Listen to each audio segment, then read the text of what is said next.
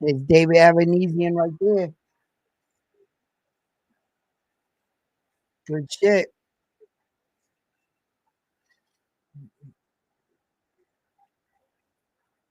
What's up, fight fans? We are back at it with another edition here at Round One Sports TV.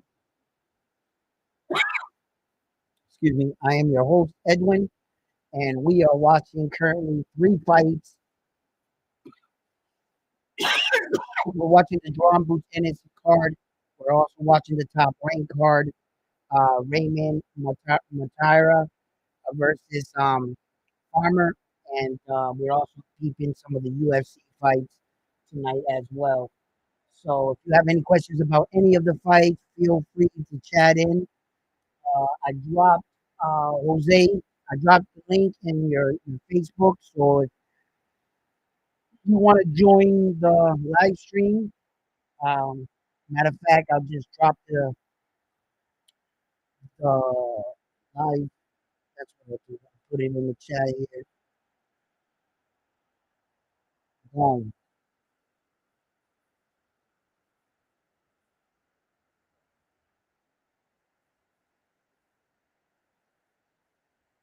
Why isn't it connected to my Facebook? I've been having a problem with this. I'm gonna have to check this. I think some of my links are off or something. So what's up, guys? What's up, R1? How you doing, baby? 100 in the building.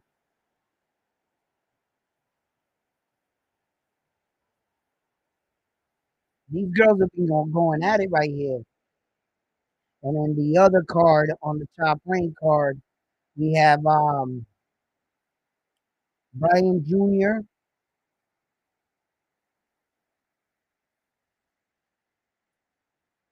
Mayora.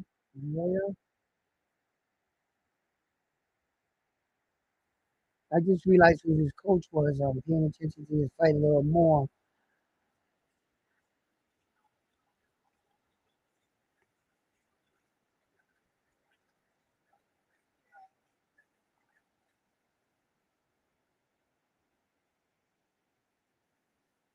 What's up, guys? Your mic a little muffled, bro. My mic's a little muffled. Might have to push it back a little. It might have been a little too close. What about there? Is that better? I might have been a little too close to the mic. Oh shit, this is up a little high right here. How about that right there? All one. Let me know. Do I sound better right there?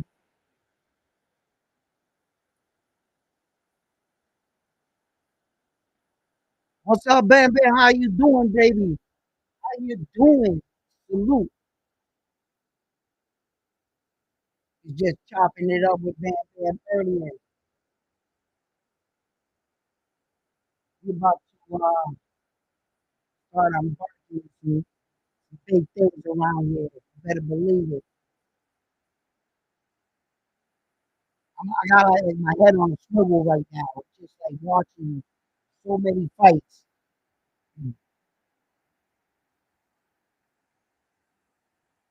I got Jerome Boots Ennis, the UFC. The girls are fighting in the UFC right now.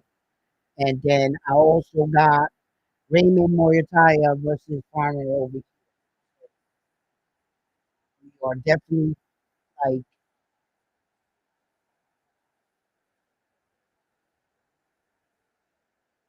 and this is a fight right here that got elevated to the main event because the main event actually got canceled. So,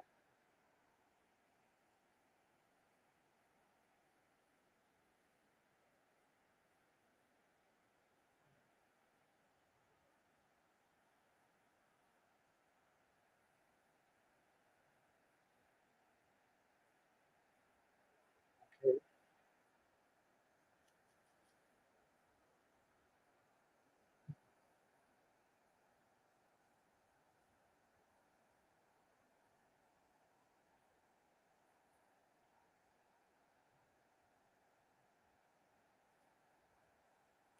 let's really stream to there. Okay, I see.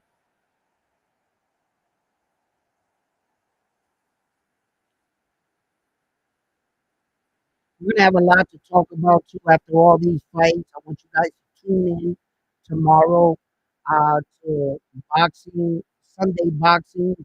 Uh, we're gonna call it round one boxing breakfast. Having breakfast with round one sports talk, and we're gonna talk about all the fights, and we're also gonna talk about some of the hottest stories that have been going on in boxing. We're also have a guest which comes onto the show, and I'm hoping that he's going to shed some light on the Supreme Matia and Panda situation. More on that. So I'm definitely going to give you what I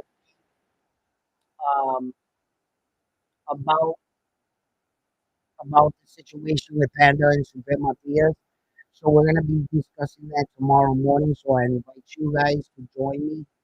Uh, and there's a lot of other boxing I believe we're going to be discussing and going over. Chocolate last night, 2 years, brain rust, layoff, the way he came back in that fight. What you saw in that fight was experience. That's what you saw in that fight. You saw experience overcome adversity. Chocolate was in, it was moments in the fight. Shit, I was gonna be like, yo, you might want to think about stopping this or something, right? If it continues like this. Uh, he showed why he has that many fights, all the wars that he's been into, Chocolito, and he really showed grit in that fight. And what I'm saying is that his experience as a boxer played a big factor in that fight. He knew if he weathered that storm and he let that fighter shoot his low like that, um, uh, Barboza, he knew that if he just let him, he could just stay there, but move his hands enough where the referee wouldn't intervene and stop the fight. He would do just enough, you know, and then you started to see the change in the fight. You started to see him come on strong. And once I saw Barboza there wobble, I was like, oh shit, is he coming back in this fight? And sure enough, he was just kept pushing and pushing. And that was truly experience come to show uh, what that many fights can give you. You know, in his career, he's been tested like that, and he's seen this fight being brought to him before in the past, and it showed. It showed. So I also have a question for you guys. While you're coming into the live stream, please don't forget to give the videos a like. If you could take your time out and just to like this video for me, I would really appreciate it. If you haven't already, subscribe to the channel. Um, One of the major announcements that's coming out in boxing right now, right, is the announcement of Mario Barrio defending his WBC world title.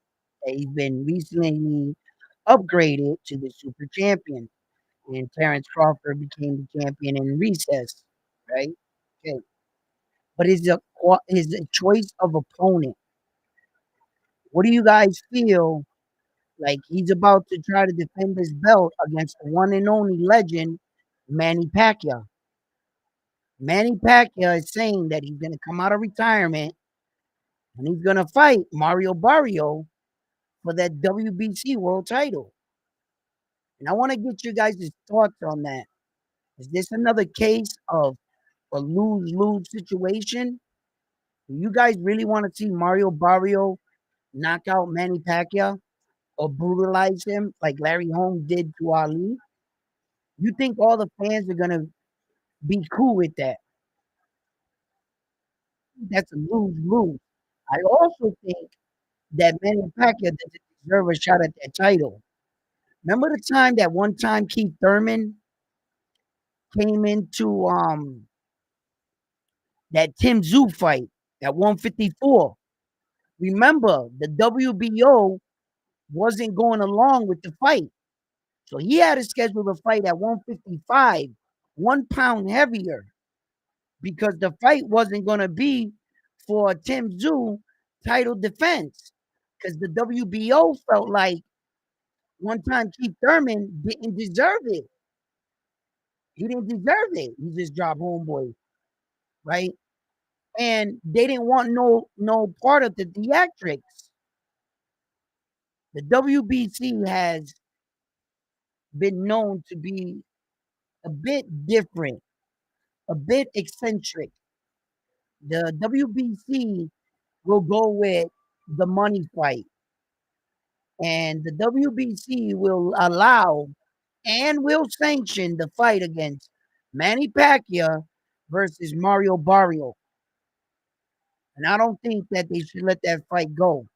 I'm gonna tell you right now, people are still remembering the Manny Pacquiao of the old, the Manny Pacquiao name. Manny Pacquiao has been sitting in a chair comfortably too long. He's gonna have too much ring rust to come in against a fighter such as Mario Barrio. And the way that Mario Barrio is gonna spin it to you is, I'll give Manny Pacquiao his shot because it'll be a privilege to share the ring with the legend. That's how Mario Barrio will sell it to you. Mario Barrio, I'm gonna tell you right now, you ain't gonna get no wins off this. You're not gonna get the recognition. Plus, you're gonna have to get the WBC to go along with it, right? I think they just might. And dirty mother man, listen, they'll allow Manny Pacquiao to go out there and take a beating, just to sell tickets. The boxing will sacrifice him. If he wants to give it a shot, they're like, yeah, we'll give you a shot. I've seen a lot of champions do this right here, exactly what he's doing. This is not going to be the Manny Pacquiao that fought one time Keith Thurman. Well, we thought that Manny Pacquiao was old then. That was almost 10 years ago. That was a long time ago, right? When Manny Pacquiao came in there and dropped Keith Thurman in that first round. Like, that was a lot. And we felt like Manny Pacquiao was old then. They were calling him an old man then. What do you think he is now? And to put him in there with, nah, nah. And people actually think like, oh, Manny Pacquiao will beat Mario Barrio. Yeah, once upon a time, I think he would have. Not now. And what is Manny Pacquiao plan to do with all of this? What is he interrupting boxing for? If he really wins this belt, what is he gonna do? Go on a title run? He's gonna defend the belt next, or is he just gonna come in, win the belt, and vacate it? Is this one of those things where he says, "Well, in this weight division right here is where they question one of my titles. If I can get this one, I'm gonna go check that out to see what weight division it is to be 100% before I overspeak." So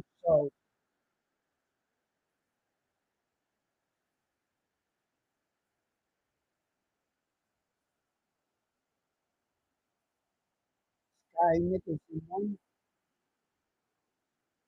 Right? So look, I think that I think that you know this could fuck up the division for men that are seriously going on title runs. I mean, what if he pulls the upset? What if Manny Pacquiao knocks out fucking Mario Barrio? I don't see him really beating the points. But what if he knocks out Mario Barrio, right? And what the fuck is that gonna do for the 147-pound weight division? Like 45.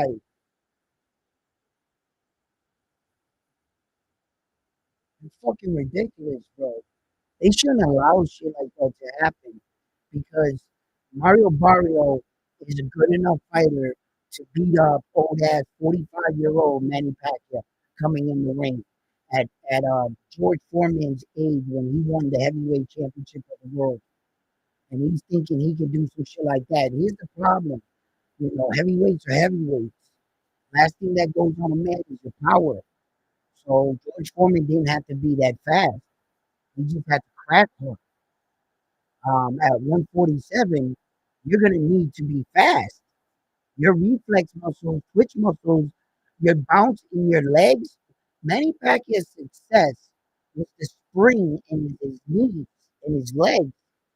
How are his legs at 45? You think he's just gonna be a spring chicken and be able to bounce and just tag? That was his best attributes, was the fact that he's able to spring at his opponent so fast.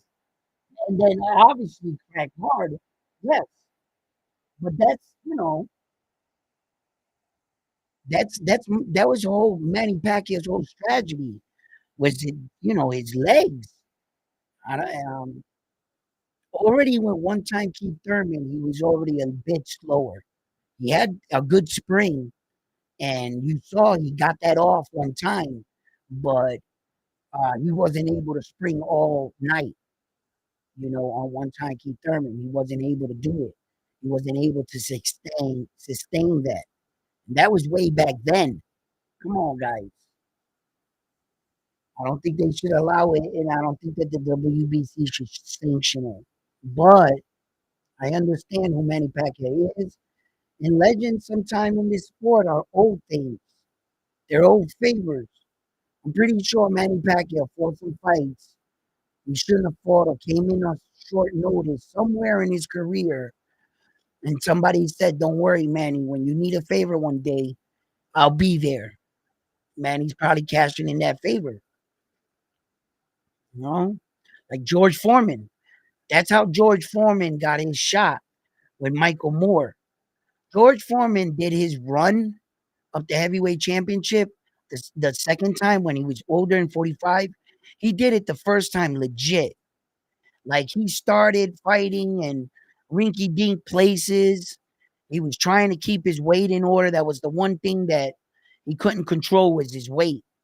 But as far as training and moving up and earning his shot, the first time he did that. He just lost against Evander Holyfield. You know what I'm saying? But he did it the right way. When he fought Moore, right, he legitimately was on the couch for a year already. George Foreman. He had already lost to Evander Holyfield. He was at home. He was saying to himself, I tried. It didn't. And then he became champion. And George called who? Bob Arum. And he cashed in on that favor. And he said to Bob Arum, yo, Bob Arum said on the phone call, he said, George, you got to be kidding me. And he said, no, Bob, this is the one.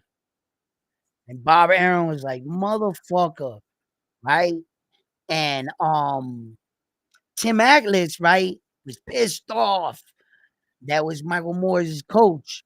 And he was fucking calling George Foreman a con artist, a fraud, that he talked this way. Remember that famous post fight right before the fight?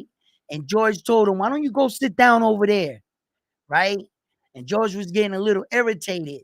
But Tony Atlas, he was because he was tight that they made him fight Michael Moore as a mandatory. And he was like, how the fuck are you a mandatory if you've been sitting at home on your couch and you're coming off a loss? How did you get right? But that's Bob Arum. That's Bob Arum power right there, baby. And he got George Foreman to fight. But when they went into the fight, remember Michael Moore and then they was like, your sparring partners were tougher than this guy. About George, he was like, your sparring partners are tougher than him. And George Foreman said it best. He said it the best. They said, hey, George, on ESPN, I think it was. I forgot the reporter that asked him. He said, this guy's faster than you, younger than you. How you intend on beating him? And George Foreman said, mark my words. At some point in the fight, he's going to have to stand in front of me. And as soon as he stands in front of me, I'm gonna knock him out. Yo, that's exactly what he did. As soon as that man stopped moving, because George was breaking him down with shots to the arms, to the shoulders, he was just hitting him hard. And I guess he said, I'm going to resort the rest of my energy and I'm going to stand in front of him because I felt George's power up to now. And I don't feel like the thing is that George didn't never sat down on his powers because he didn't, because he was still moving. Mike Moore was still moving. As soon as he stood in front of him, George was able to sit down on his power, laid him out.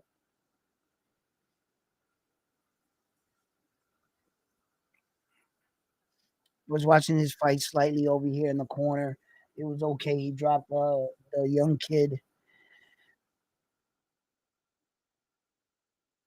Yeah, Thug Rose is about to fight Rob. I'm watching it over here. I'm watching all three fights.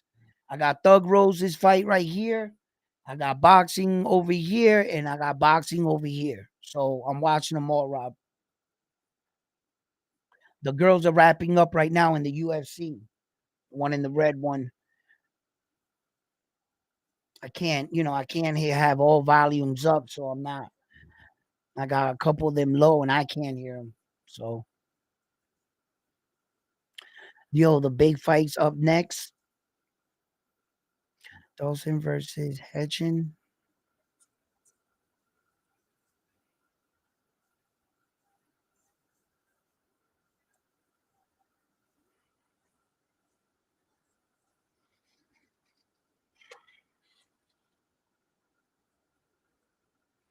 That one's that. Hey, yo, Bam Bam Boogie. Yo, that one's on the Jerron Boots Ennis card, or is it on the top rank card?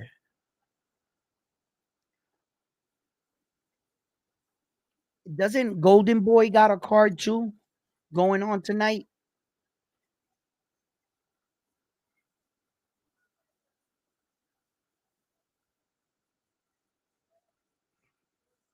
There's a lot of boxing going on tonight, and I like that. I like that. I like that because we're gonna see we get to see some of the top prospects right here.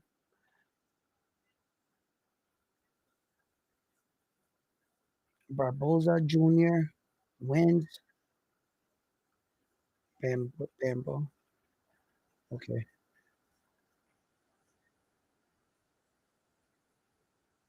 Jake Paul versus fucking Mike Perry. I'm about to come out of retirement and fight Jake Paul's myself.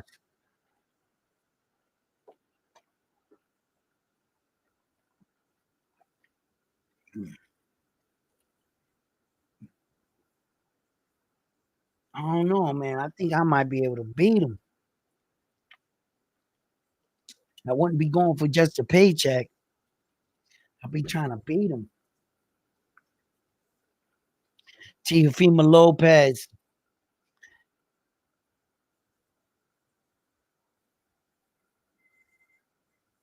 He won the fight. He just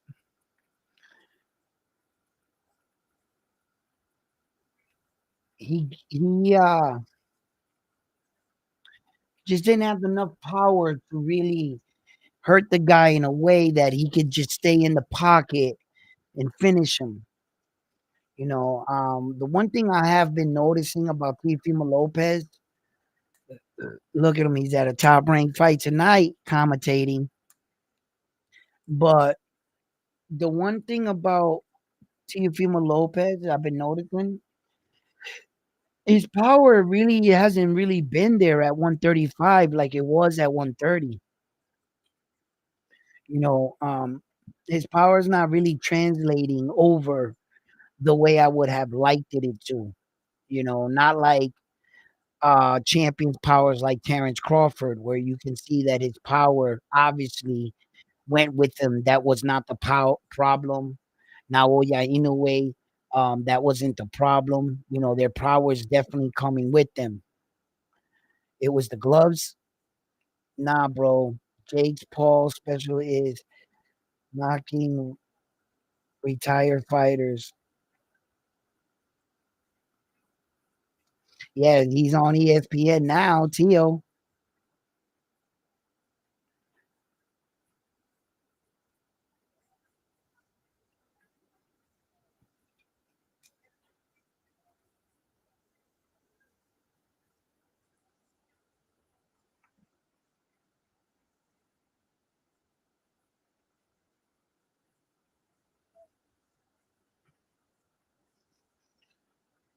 Shakur Stevenson looks like a little kid being interviewed right now. He seems like a scared kid, like, I'm gonna think about my best options, and I'm glad that everybody is wanting to fight me. And he seems like, look at him, he got like he looks like he's 12 and he's explaining himself out of something he did wrong.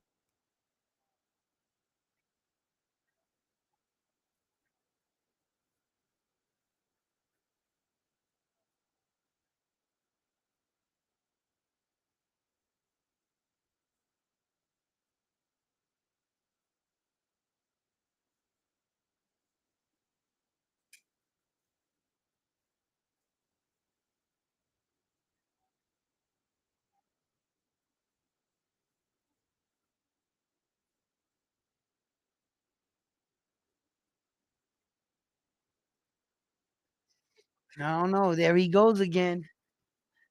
Yeah, I mean, I'll take that. Put on a show for everybody. I'll take that as casual, hyping up. That's not bad right there. That's good. That's good. That's where he needs to be right now. Not too hyped up, not too low. Right in there. Medium shit talking, my man. You can't beat your chef like you top king. I won't accept that. But he's fucking good. Shakur is good. So he's still undefeated. He's still the champion. You got to give him that. You got to acknowledge that. No matter what about his performances, if you don't like his fucking performances and you don't like, then tell the guy to beat him. Get another champion. Tell the other guys to do something about it. He's right there in front of them. Beat him up.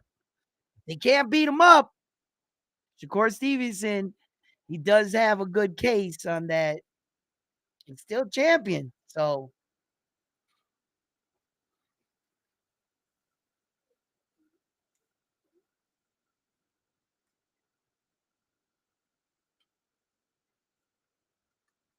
oh, here we go.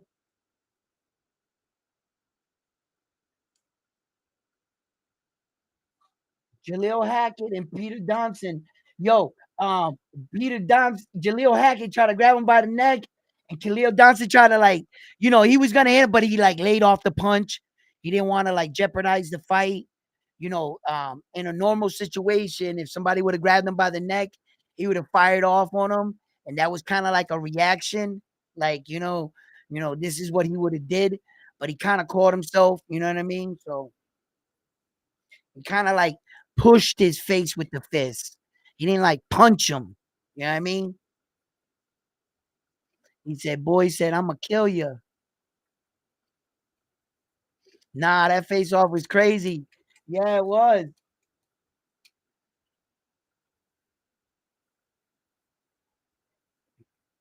He said, "You got famous in a loss by getting your ass whooped by Connor Ben."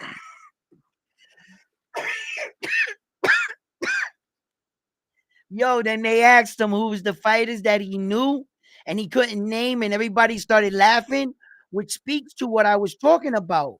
You would think that some of these guys as boxers that they should be fluent in boxing. That's not the case. The boxer's usually worried about him and just his next opponent. He's not a boxing historian, and that's what I was talking about. And it's funny that Khalil right here, it happened to him. It happened to Peter. It happened to him, right? And I was just like, look at this, look at this. Peter paid Paul.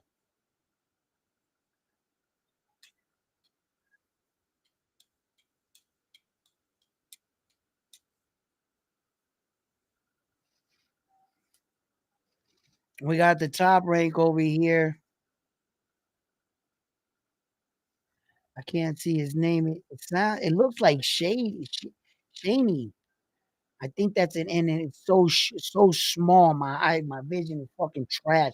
Here he comes with the Puerto Rican flag shirt.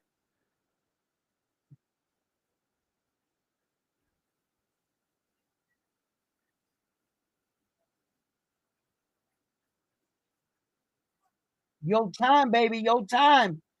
Come on.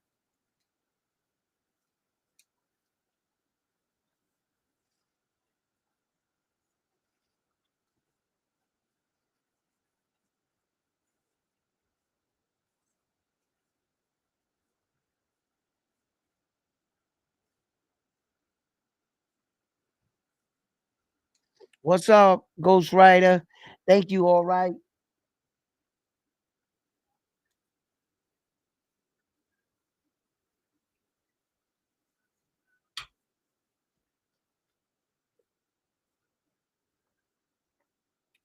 Gilly Jaleel Hatchet, right?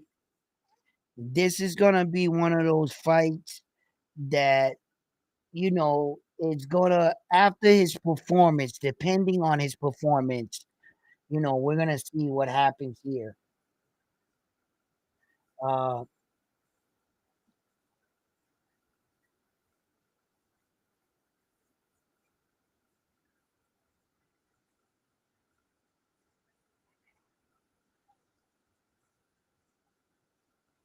yeah.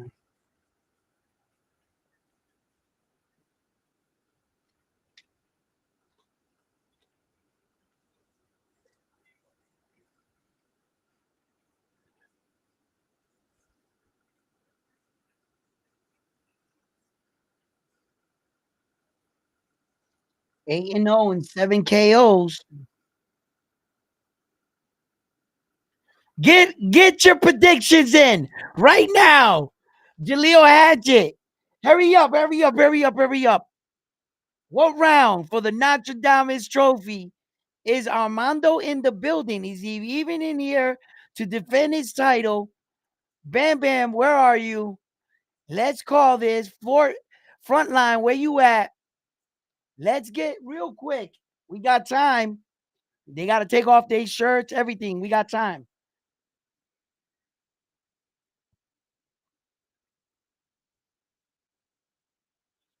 Uh, I think Khalil stop him, right? Maybe, maybe. Uh, if he does, he's either gonna do it early. If he doesn't do it early, I think he'll weather the storm.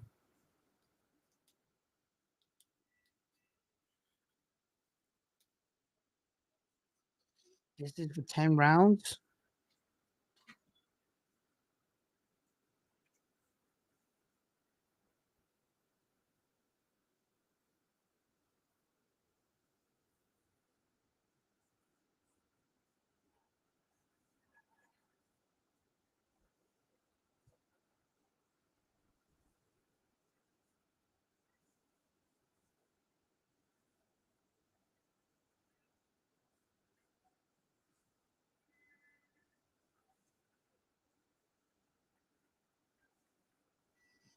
Thompson is gonna get knocked out the 6th round. I'm gonna say it right now. 6th round knockout.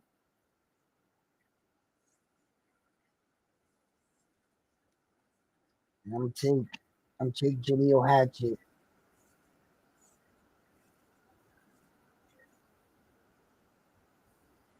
I'm gonna take Jaleel Hatchet. 6th round knockout. I'm just gonna warm up right now and just start calling these fights into the main event just to showcase my skills. So that's it. Oh shit! 8th round for Bam Bam right here. Bam Bam said he wants a piece of the action. Put him down for the 8th round, and he's taking the other guy. Yo, I split decision.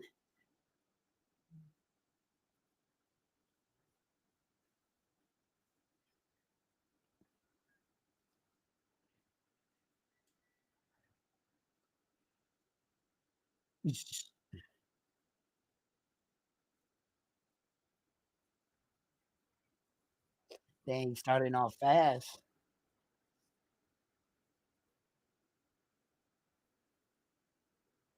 Have you just gotta remember while he's boxing and he's going forward that to expect punches and offense coming back. Young fighters have a tendency of they know how to fight, they know what they're doing, they're being aggressive, but they have a tendency of falling asleep when it comes to offense coming back their way. You know, they know what to do as in the fight. Like in these sequences, he throw punches. Now he thinks he's gonna throw a punch, right? What I mean is that sequence where Khalil, Jesus Christ, perfect example.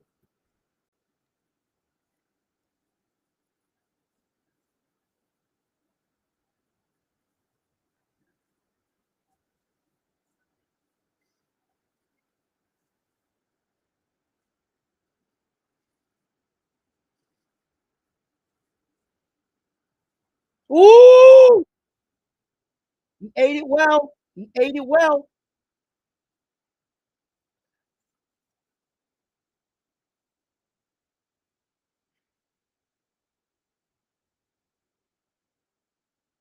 How long can he keep this up for?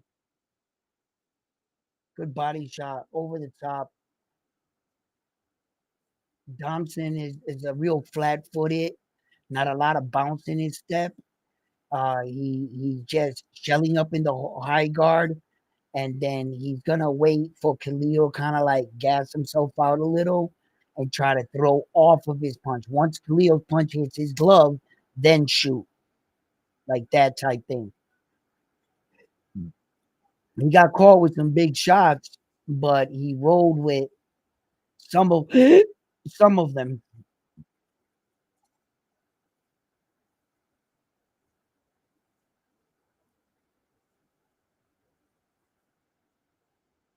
Good body work by Thompson. Oh, nice shot by Khalil. Body good 1-2. One downstairs, changing the level, bringing the hook upstairs. His left. He's circling to his right now, and he's trying to get his foot on.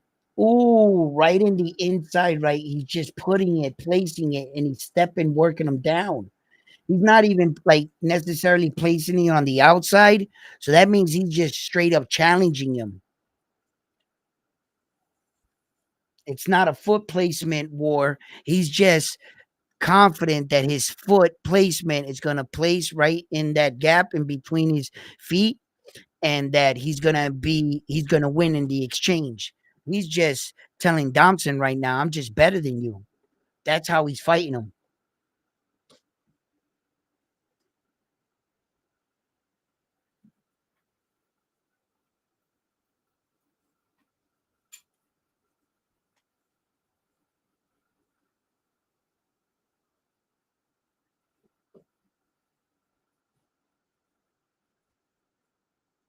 Look at that. He came over the top and banged him.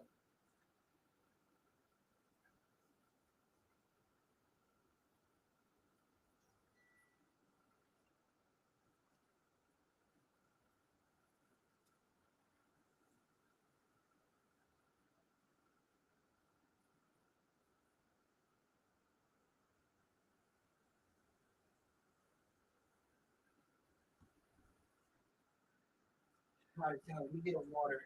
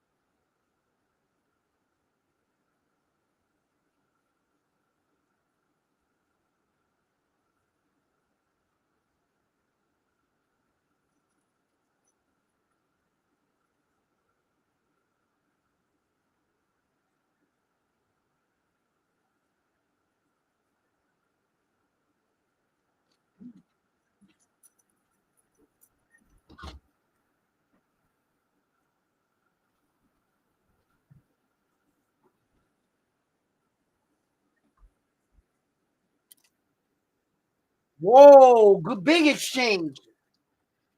Big exchange. Big exchange. Woo!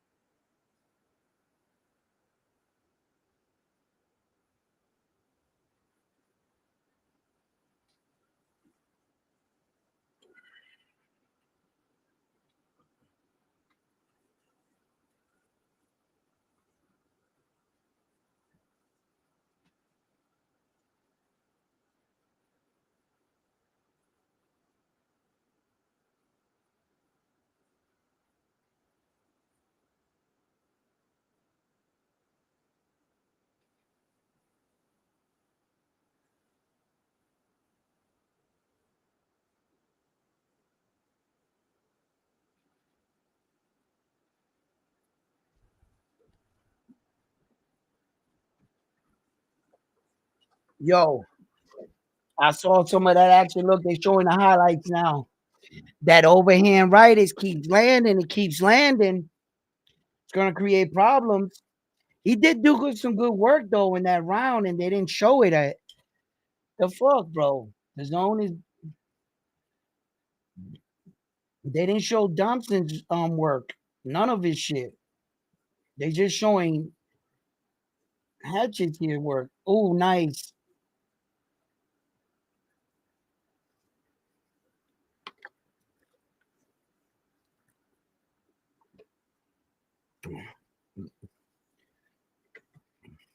Can you guys hear these? I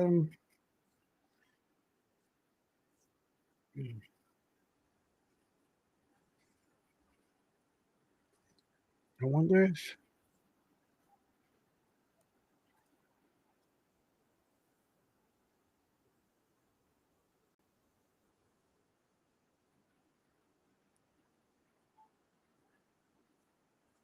Oh,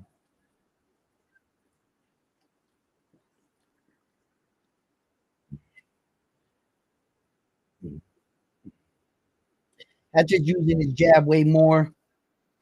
He's trying to work off the jab. Thompson is trying to interrupt that.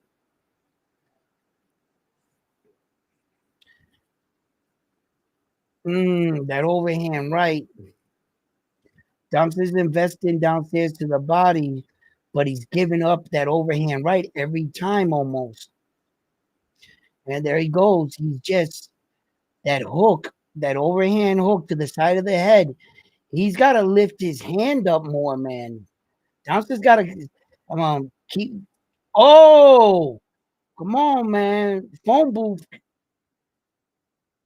Keep that hand up, bro. Don't wait to put it up. You see, those are habits that I talk about fighters that are hard to break. Those are like things he's probably been doing his entire career with that hand.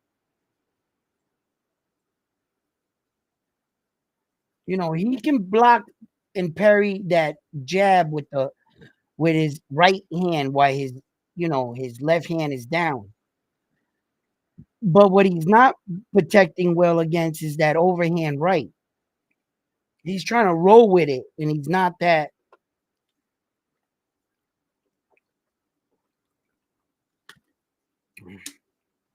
He's got to commit more to some of these punches to get this kid off him. He's gonna have to give him something. Give him something hard to think about coming in. Thompson's gonna have to sit down on some of these punches. He's gonna have to make this kid respect him. If he has any chance of coming into this fight and really like this kid is he doesn't respect him. He's definitely in there trying everything he can do. Uh oh, what a shot in the UFC. Whoa, what a knockout! Whoa! Woo! Let's go. That was slick. Yo, Rob, did you see that shit? You seen that knockout in the UFC? Yo, that was pretty slick. Yo, he hit him with the first one, and with the same hand, he cut him with the uppercut and dropped him.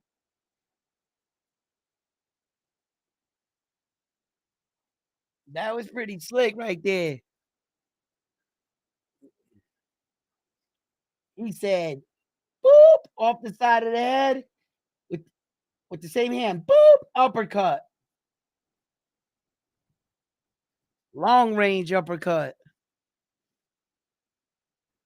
Boop, knocked him out. All right, back to boxing. Yeah, Hatchet is just really like trying to bully his way in. He's trying to show Thompson that he's not on his level, and he's just really like trying to walk him down. And as the rounds are going on, he's really working behind that jab now. He's putting his punches together. And oh, that right hand is just, I'm paying attention to that right because I think that's going to be what's going to end this night.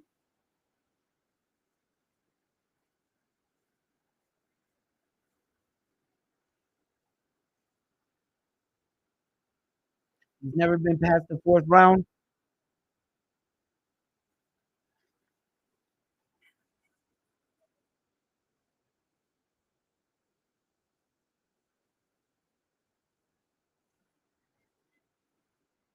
Mm, mm. Oh, he's really picking fucking Thompson apart right now. He's really fucking putting them hands on him. Oh, Thompson can't keep taking these punches for this long like this. They're gonna stop this.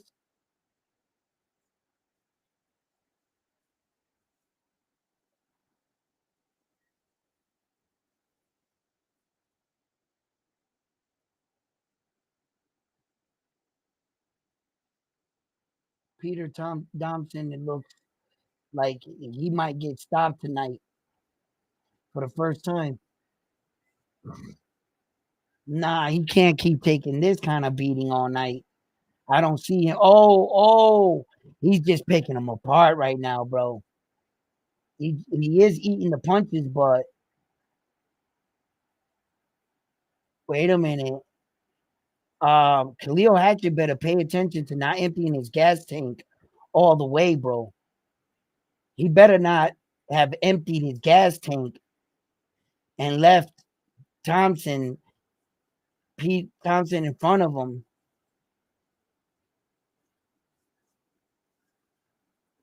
Hackett, no way, kid.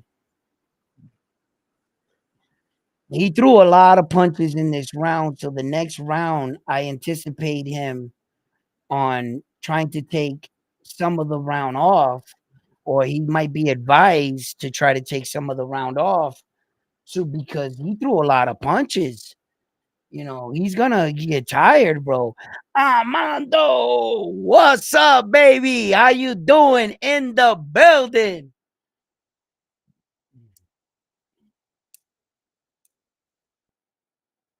He survived. So much for a decision. we here. We hear you, not the fight. I turned down the fight because it was over the powering me. Come on, man. Give me the volume on the fight.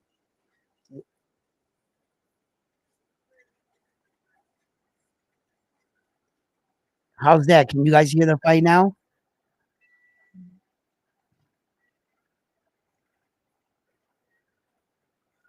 Tom Thompson is Jaleel Hackett hit him with everything in the kitchen sink. Thompson is still there, but he doesn't get out of the center line very well. He he's not. and then he flat-footed. Peter Duncan is just like keeps going backwards, and his head, he doesn't take his head off the center line. Nothing. It's all there to be hit. It's all there. All he's doing is going down, time it right while he's making that transition move. You know, cool for Pete for not doing the same moves. Sometimes he won't. He just goes back, back, and he steps back. It's not like he leans back.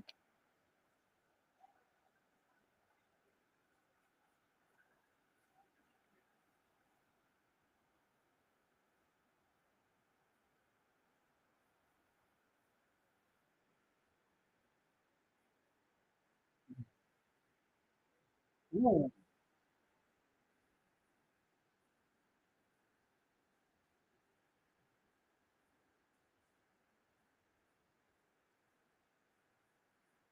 Oh shit, Jaleel, you stop forward a little something. Come on, Jaleel, put the beat by Drake on him right now. And then the next round, he should be ready to go. Soften him up a little bit more. He'll be ready to go on the next one. Come on, Hackett.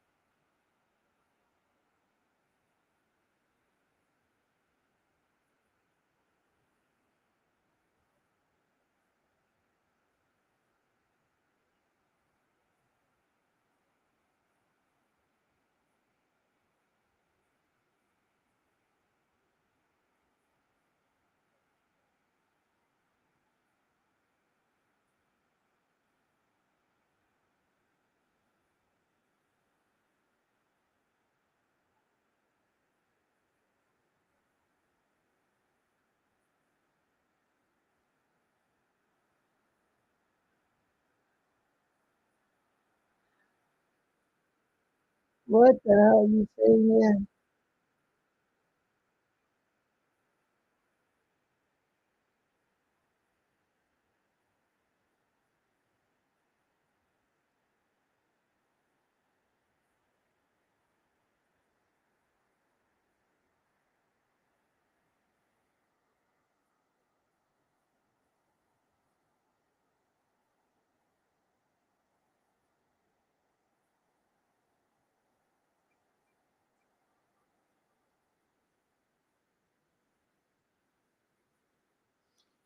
Jesus.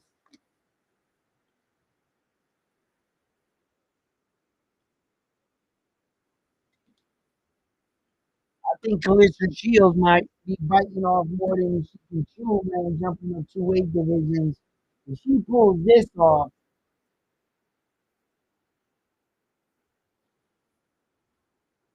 women got the same problem that men do in sports. There ain't no difference. Ain't no fucking difference. Jumping up two weight divisions is not an easy thing to do. I understand that Clarissa Shields obviously has been struggling with her weight throughout, the years. We've seen it. In between fights, she puts on a substantial amount of weight. So I think that she really is taking this challenge because she feels that she's unbeatable. And as a fighter that has accomplished so much as Clarissa Shields, why wouldn't you feel that way? I don't blame her. But at the same time, that's a big jump. Two weight divisions, So and she, Clarissa Shields, she's quick to give herself like extra credit when it's convenient for her. Like three separate weight divisions, unifying all the belts in three separate weight divisions. In actuality, she got all four in two weight divisions, and she got three in one. And I think it was in the last one she got three. She also had like the ringside and shit like that, and I think she had another belt, a smaller belt. Yeah, but I don't think she got all four. But if you ask her, she's undisputed in three weight categories.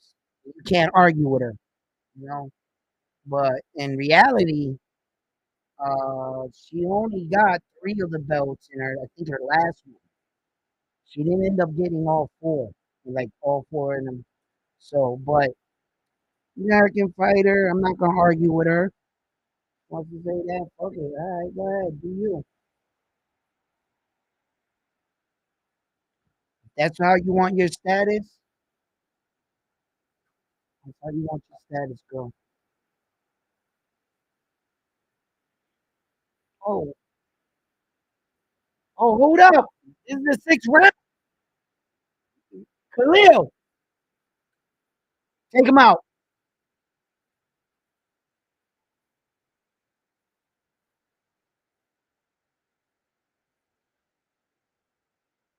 I've seen this in my Notre Dame vision. A knockout that came out of nowhere. Woo! Woo! I think you heard him. I think you heard him. Oh, oh!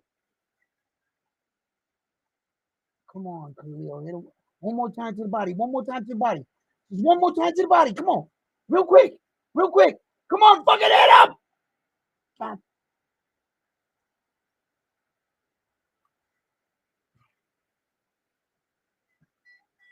Well, since that was just like a test run and shit, you know what I'm saying? I was just testing out my skills, so there's no need to continue in this fight. And, we should all just take back our picks now and prepare for the real fight. Not because I lost. No, no.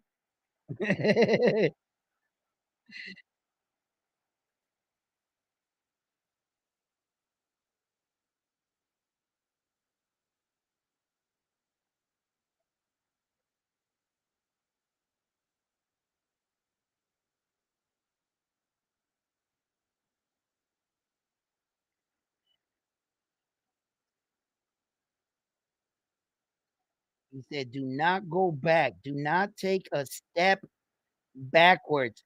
Palante."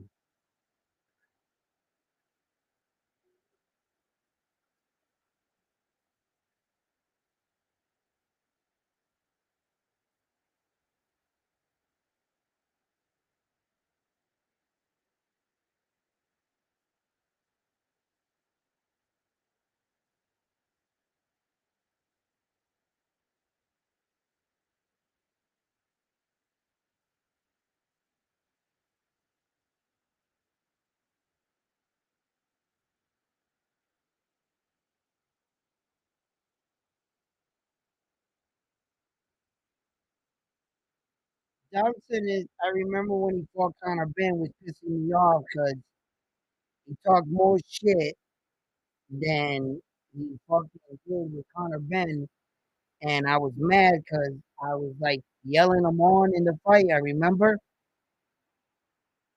and he doesn't have that other gear that you need. He fights on like on one gear. You need that next level gear. Peter Johnson, he needs to learn how to like maintain and keep another level when he has to go to it.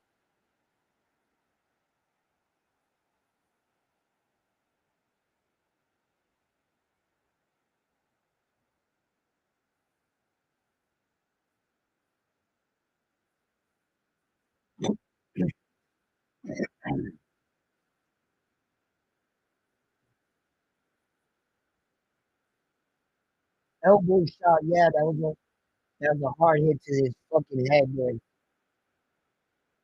Hey yo, and the commentator was calling it too. He said that's an elbow, not a punch. And they showed the footage, and it happened to be an elbow.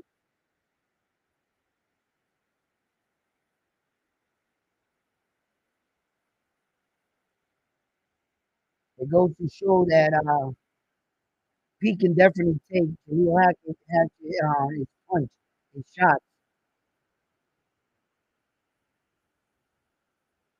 I mean, it's in the seventh round. So he could finish him 8, 9 late, and that welt on the top of his head is not helping him. I know that shit gotta hurt. Sometimes in the middle of the fight with the adrenaline, you might not feel things like that, but sometimes guys feel them. I've heard different versions of guys saying when they had like big welts like that, and some guys say, "Yo, I didn't feel nothing." Some guys say, "Yo, I felt that shit was throbbing." So it was different in different situations. I can't technically say that, yeah, he is because, like I said, I definitely 100% have heard both two different sides to people having welts, knots like that.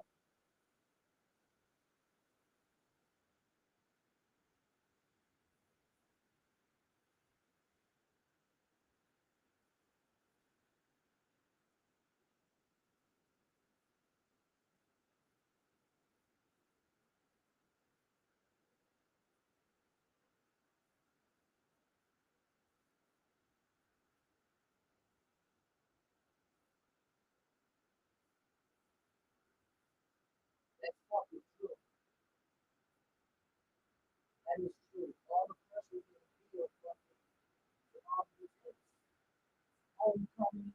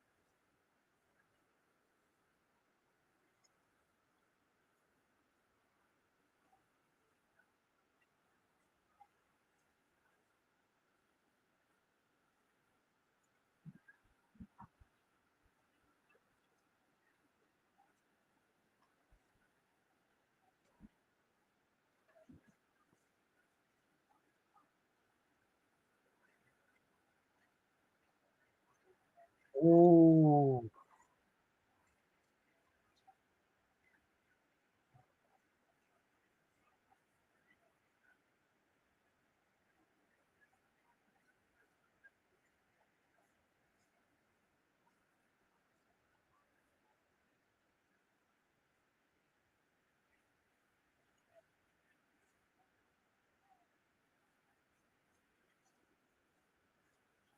yeah, that's what I was talking about. Hackett's inexperience of being lulled to sleep, and he's so get used to just shooting his offense that he's so busy of shooting his offense, he's not expecting offense to come back. You can get caught like that. But when he caught what's his name?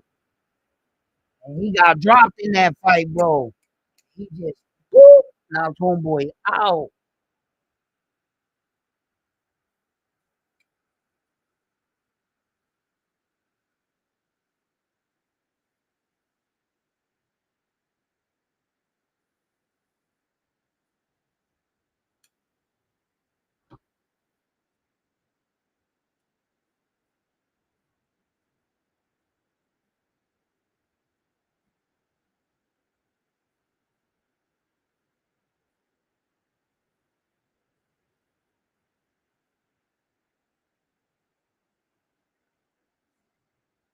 It's a good round for Pete Thompson.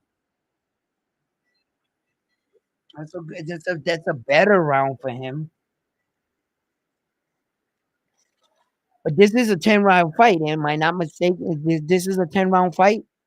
So in a 10 round fight, I mean he's picking it up now, but that was a lot. A good. We all lost. We all lost. Hold up.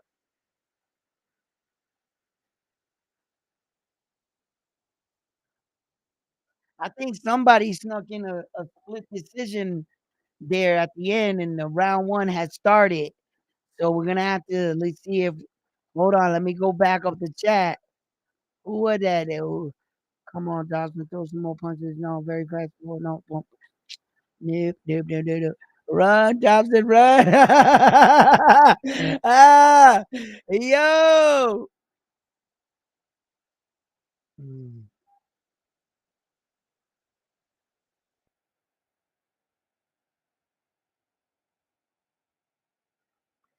Where are they giving the fights at? ESPN, Frankie.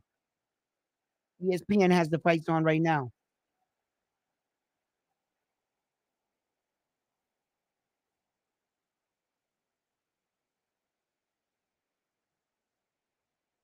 Oh, somebody already answered that. Okay.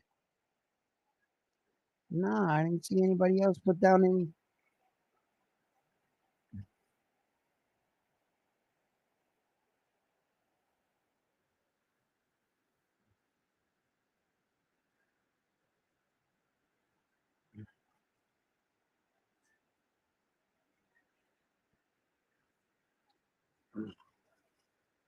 Yo, Khalil Hatchet needed this kind of fight for the way he was running through these guys.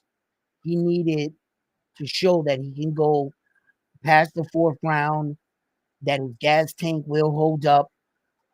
You see how I'm talking.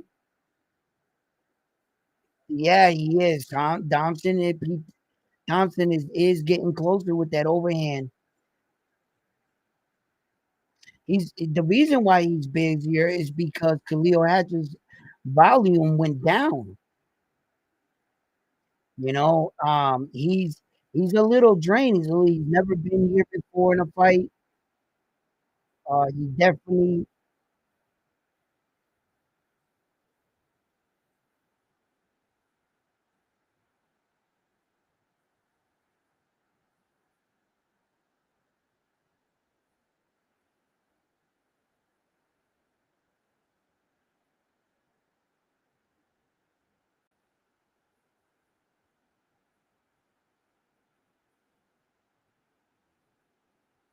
can't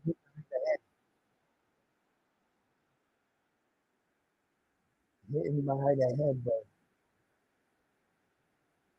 in the UFC, he's throwing elbows.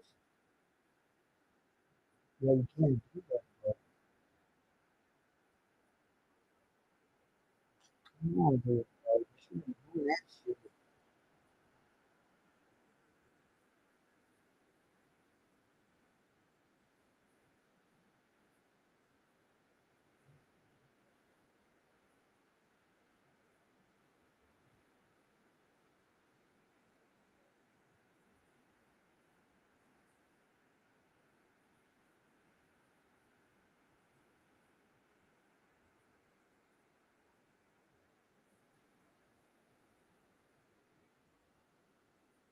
This is it. This is it.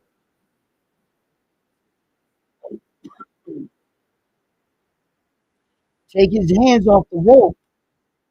Take his hands off the rope. Take his hands off the fucking rope, bro.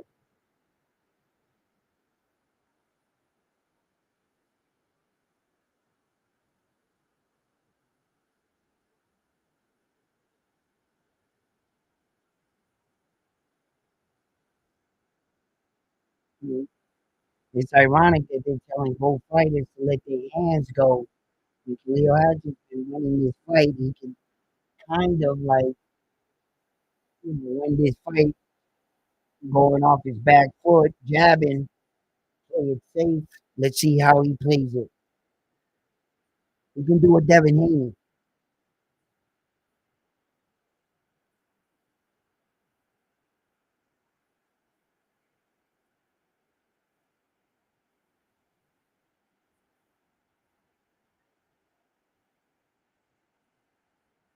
Oh, that was kind of low.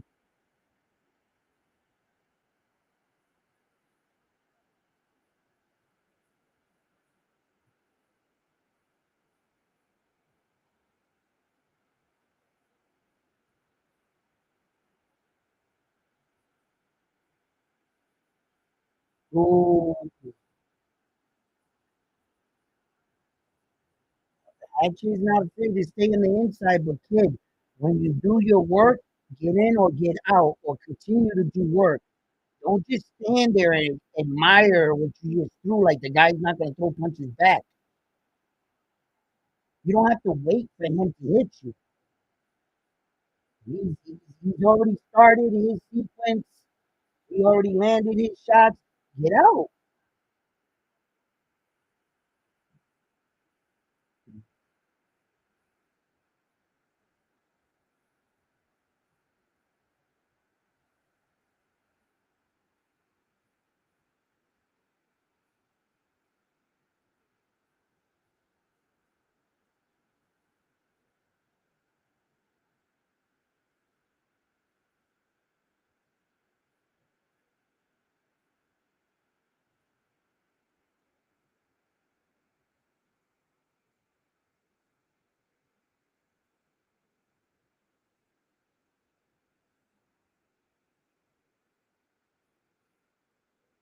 Hmm.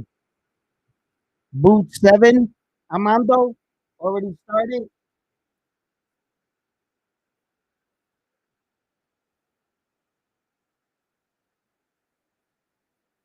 Amando, you brought that belt with you, the Notre Dame's belt, because you're losing it tonight. All right, you're going down.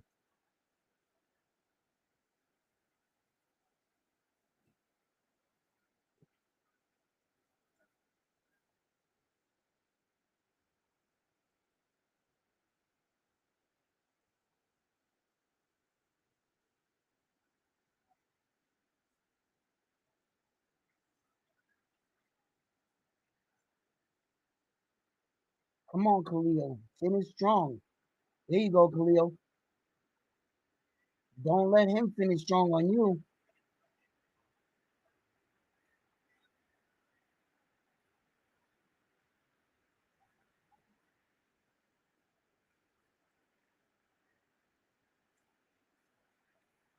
Nice. He got it back from.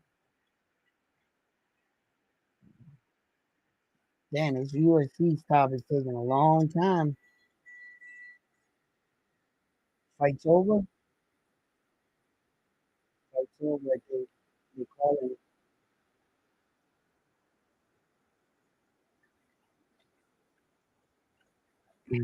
I have problem with my connection. You didn't understand what I said. I said, Armando, did you bring the Notre Dame's belt with you? Because you're gonna lose it tonight. Okay? You're putting the title up on the line.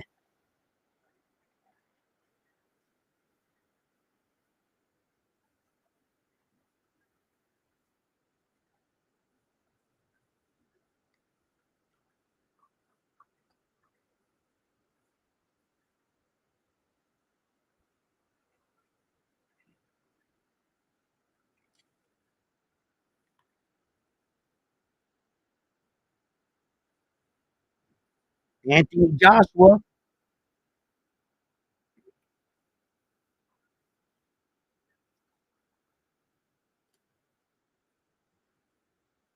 Dubois,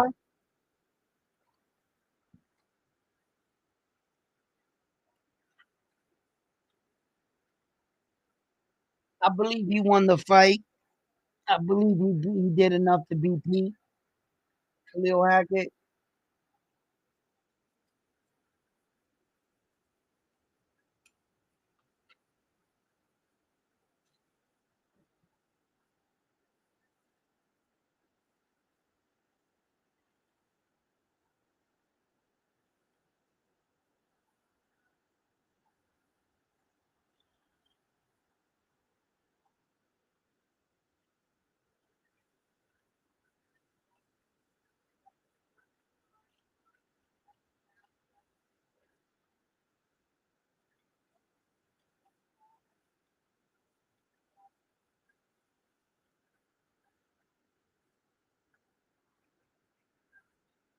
Rodriguez, that's how you say his name. Ismail Madrimov, Amadachek, Madachek. I've heard people say it so many different ways, man. I hear another announcer just say the name different. Then it fucks me up from the version that I was saying his name.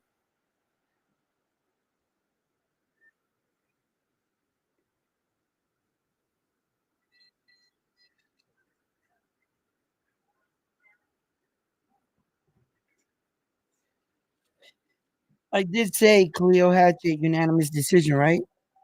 That's what I said. 96, 94.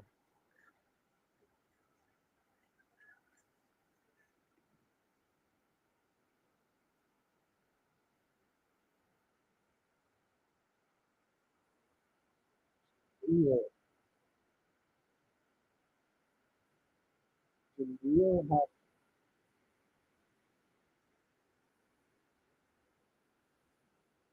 Khalil goes the distance. It was only a 10 round, which is good for the young man.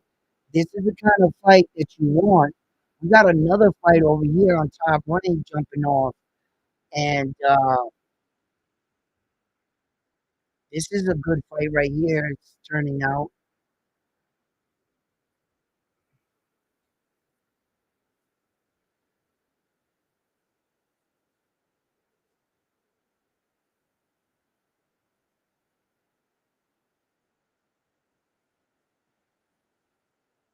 Pete took his power, bro, all night, man. Even with that fucking elbow, creating that knot on his head, he still was able to go to the distance with the kid. It really showed that the kid's fortitude, like uh, he didn't get discouraged in the fight. He was fighting. His gas tank obviously needs some more work to be able to maintain his output. But Jaleel Hatchet really showed that he showcased his skills. He showcased the type of fighter that he is and what we expect to see from a young fighter such as himself in the future. I believe this was a strong win for him. This guy right here went the distance with Connor Ben. Connor Ben is another undefeated fighter as well. So a much bigger fighter, in fact. So, it goes to show that Jaleel is learning on the job as he goes through, and these are the tough fights that you'll learn from. You'll learn from these kind of fights.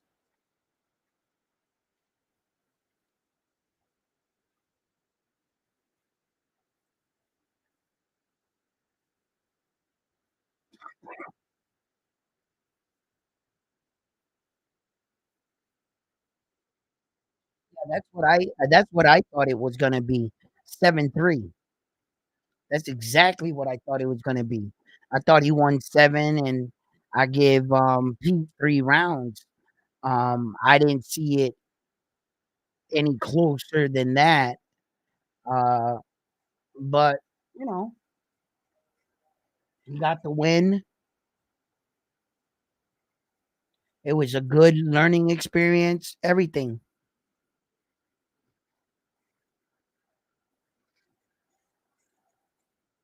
We're still all undefeated.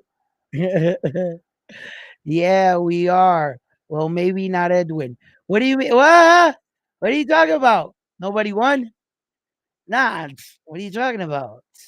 I said split decision, bro. You guys heard me.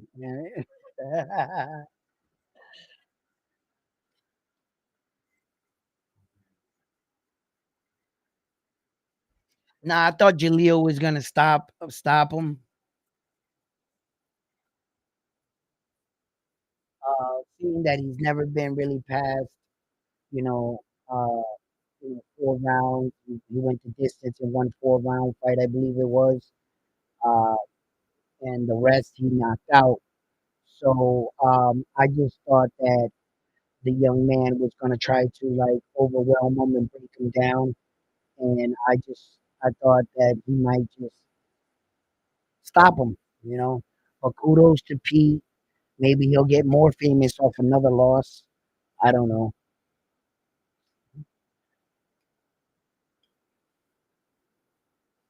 'Cause it seems like he got mad, like famous or off of kind of been fucking lost.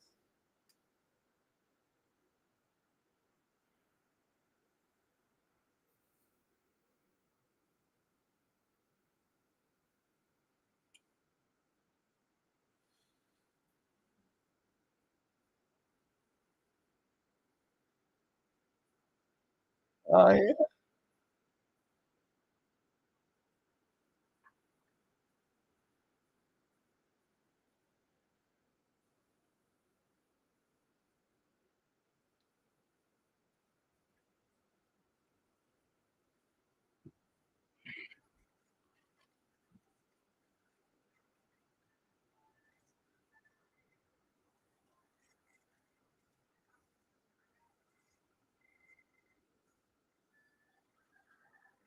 So who's up next, guys?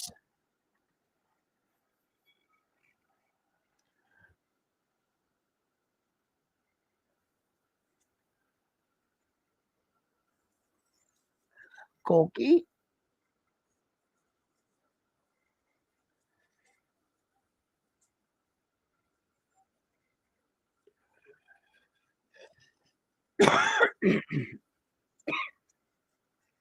Listen, this is gonna be a tough fight for your boy there, Moritaya. He gets upgraded to the main event. He's in a very strong weight division. He wants to showcase his skills on a worldwide stage, and you were just elevated. The night is yours. What are you going to do with it? These are the moments where the prospects start to separate themselves into contenders. And we start to see the ones that fall to the wayside and lose and have to rebuild again. And we see the ones that win and continue to win. Um, you know, look, the same thing goes for Boots Ennis and my train of thought. What I'm thinking about is the night being so big for some of these fighters. The one thing about Ron Boots Ennis, his style, his charisma, his personality comes off to me that it's really not going to matter him fighting in Philly. He doesn't have that kind of mentality. From the way I'm reading him, he's going to be fine in Philly. This can affect some fighters. As you see, Sabria didn't look the same. There's a lot of fighters that fought at home and end up losing and having questionable performances. Okay. Whether or not Jerron Busanis has a questionable performance or he loses to this guy, I don't think he's going to be doing parts of the home crowd. Not at all. No. For some reason, uh, I just see him like that type of fighter. There are fighters that the situation absolutely does nothing to them. It's just another day, a different square. They just got to fight. Now, if you just lose the fight because you just lost the fight, people are gonna say, "Oh no, he was at home. He was nervous. He was nervous." No, they're gonna mix those things up. And I'm saying right now that it's not like that. It's true. With Gabriel, I saw some things, but I didn't speak on them. Kept them inside, and you know, I look back at that time, and I'm like, wow, well, you knew it. You knew it, man. But with Jerron Bucenis, I'm not getting that vibe. I've never gotten that vibe from him. I don't think he's that kind of fighter where the stage is no, not not like him. No. I believe Jerome Bruce Ennis only has to come in there and be himself, you know. And when he can, as he can do this, uh, he's gonna be just fine. Now, my only concern in this fight, obviously, my only concern in the Jerome Bruce Ennis fight is the inactivity that I can't guess. That is something that I would have to see with my own eyes. You know what I mean? I think he's gonna be as cool as a cucumber, and it's not gonna be because he's fighting in Philly. He's not. That's he's just. I know men like that. It's never the venue, but and then for like all other fighters and shit, a lot of other fighters, they take all this stuff in. They take the vent, their girls sitting there, their wife, their kids, and that can get to fighters. Um, Jerome Boots Ennis is just not that fighter. He's really not. It's not going to be the event. So when David beats him, I'm not going to say, "Oh, look," and judge him on the grounds that it say so and so lost at home, Subriel lost at home, and now if he loses at home, fighting at home is a curse or it's a bad idea. The fighters were nervous. No, in Jerron Boots Ennis' case, let me see what he looks like, but I'm probably gonna be on the line. Nah, he either just got his ass whooped or he won the fight, whichever way it goes. Um, and the reason why I say it's not gonna be because of the bright lights. Jerron Bruce Ennis has had, a really good decorated, like amateur and boxing career. Um, he's been looking for a lot of big fights too, and he's fought in front of some big crowds. And every single time he fights, he doesn't fight to like the crowd or anything. He fights to like the rhythm of his fighter, and he doesn't like veer from that. Uh, he's real alert with his senses. He's alert to everything that's going on in the ring, and he never really takes his focus off his fighter. He's just fighting. The one tricky fighter I remember that gave Jerron Dukes Ennis a lot of trouble was that Russian. The only reason why I think that Russian gave him trouble is because he came in on short notice, and Jerron Boots Ennis wasn't able to develop a game plan. So he basically was fighting on the fly. He's basically just reacting, trying to make reads, and because he knows how to fight like that. He knows how to fight without any information. I'm pretty sure he's fought several of his fights where they didn't have in the beginning of his career footage on the guy, and they were just basically working on things, training over things. So Jerron's done that, but at this level in the game, you want to know as much as you can so that you and your coach can devise a type of strategy, or at least you can get familiar to what you're going to come up against. And Jerron Boots Ennis had the most problem in that fight, but in actuality, I think he did really good. For a fight on the fly, and that Russian dude showed up, bro. He was fighting Jerron Boots Ennis like he did a lot better than a lot of people expected. No one knew who the fuck that guy was, including myself. And I remember watching that fight, and round by round, I was going, but I slowly, you know, as you go through boxing, you remember some stuff, you forget stuff. You gotta be reminded of things. And I realized after the fight that wait a minute, Jerron didn't really have no time to prepare for him. He was basically fighting on the fly, making reads and adjustments as such, you know. But the other guy, you know, he had a similar puzzle, but I'm pretty sure there was a lot of video on Jerron Busenis all over YouTube already. So you can get a look of your guy, but I don't think he could have got any sparring partners in that amount of time to mirror Jerron Boots Ennis. So hats off to the Russian dude for fighting a great fight too, as well. You know, and my only thing here is the inactivity with Jerron. How does he respond as a fighter? I just can't assume because he's such a great talent, revered as the next phenom. Can't assume that after he comes off a layoff that he's gonna look spectacular.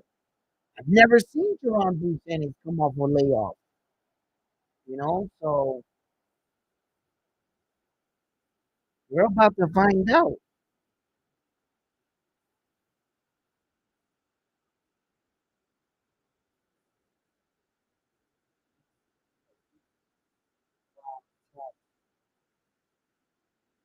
Wow, chat from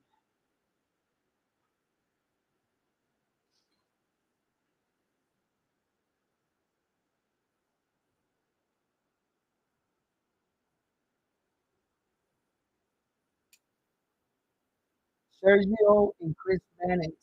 I got a photograph with both of them.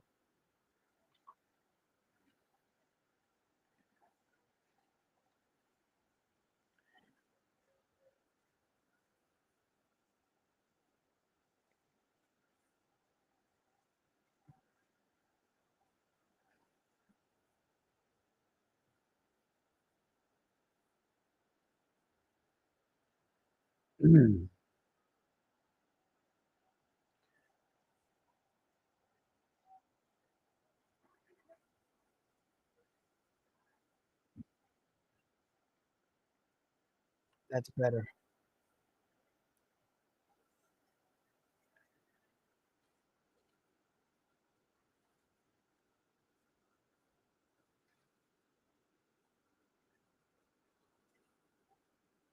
Oh shit, Jerron Boots Ennis is up next.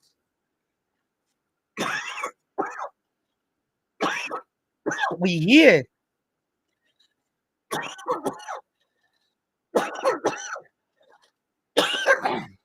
Jerron Boots Ennis, Emmanuel Stenano, Mario Barrio, Ryan Norman Jr., Cody Crowley,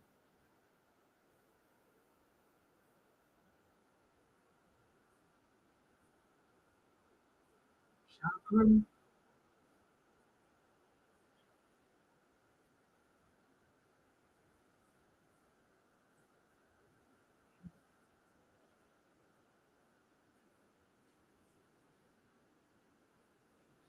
David Kowalowski when he fought him. David Avanesyan when he fought him.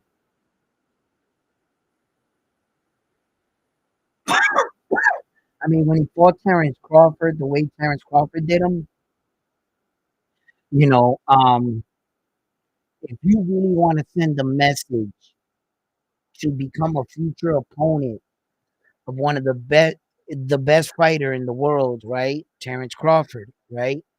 Espes gave him the award. ESPN broadcast it. You know what I mean? I started thinking about that, and I said, whose award is better than whose? If ESPN gave Naoya Inoue Fighter of the Year, and Espes gives Terrence Crawford, with the real award, please stand up. Like these awards, they're trying to outdo. Like I understand that this is an American award, so they give it to like American athletes and shit. So in that aspect, yeah, he is the best American fighter. So yeah, you get it right. But that's also sending a message to the rest of the boxing world when you don't announce that we're just saying American. You know what I mean? Because and then where does ESPN's award to Naoya Inoue comes into effect? Where does that? Whose award is better? You see, so it's all based on opinion. My opinion, they're right there side by side. Naoya Inoue is doing a lot more. Uh, I think he edged it out by now. Yeah. You know, I like to be kind to Terrence Crawford because you know no one's come close to like really beating him, and the way he's been so dominant, you can't ignore that. So if you know, with respect, it's up to you where you place them 1 and 2, and I wouldn't be mad at either way. You know what I'm saying? So not at all. So I'll just still stay with Naoya Inoue right now because of the activity and the rules of boxing. You can only be judged by your weight division. I can't fault him because he doesn't have any fucking superstars. I can only judge him for what he's doing at work. And at work, he's already going on signing to his fourth fight entering the 122. This will be his fourth fight. And he fought within 30 days of Terrence Crawford and Errol Spence Jr. And since that fight, Terrence Crawford is going from 147 to 154. Naoya Inoue is going on his fourth fight at 122. You can't ignore that. You can't ignore that. That's just he's tripling Terrence Crawford's work.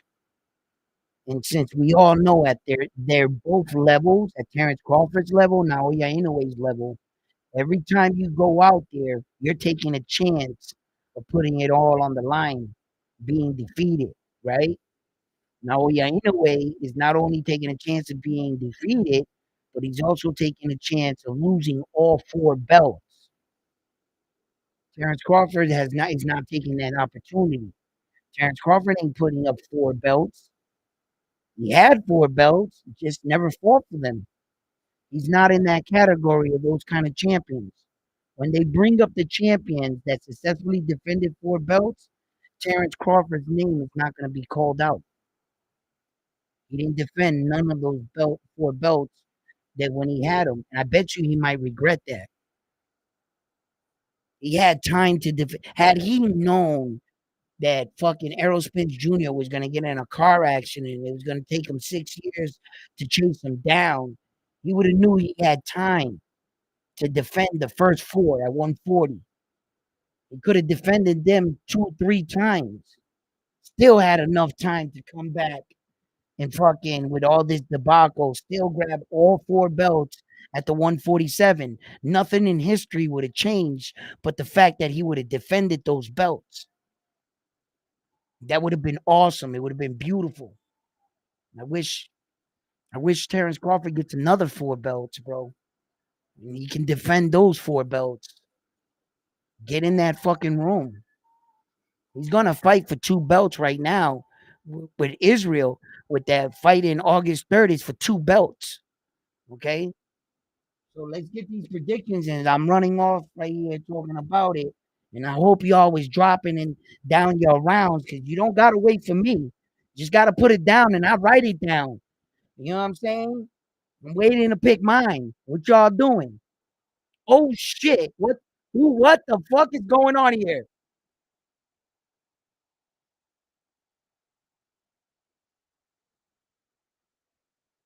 They gritty, huh?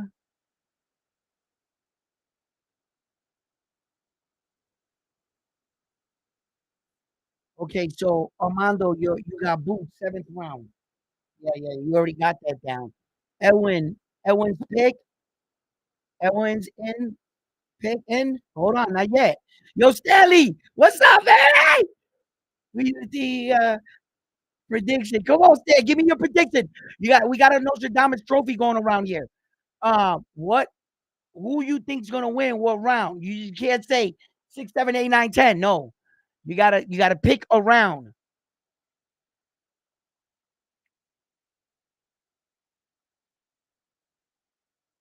Hold up.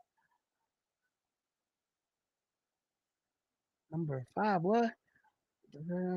At home has become an issue for guys later. You got Morintai in eighth round, Boots 10th round. Morintai eighth and Boots the 10th. So he got Boots 10th round knockout, right? And that's Bam Bam. They don't even got it right. Bam Bam's one down because he lost. You know what I'm saying? Yo, yo, Road Rage. I mean, Ghost Rider. What is it? You know what I'm saying? What? Yo, get your predictions in. Come on, guys. Boots, yeah, I got you. Seven. Yeah, yeah. Ennis and five. Ghost Rider. Boots, Boots and five.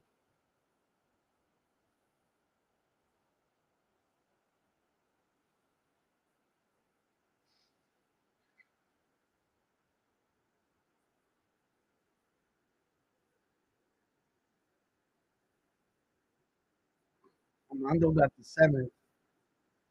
Fuck.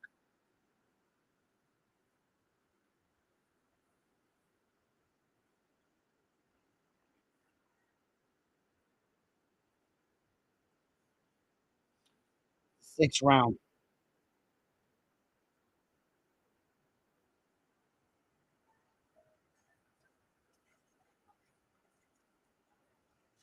Armando, just give me the belt right now, bro. Just just give me that belt, bro. All right. Stanley, what you got, bro? Come on, man. Get a pick. Jerron Boots Ennis versus David Avanesyan. Who you got? And I know you're looking at the UFC Thug Rose. I got Thug. I got Thug. I'm taking Thug Rose, bro.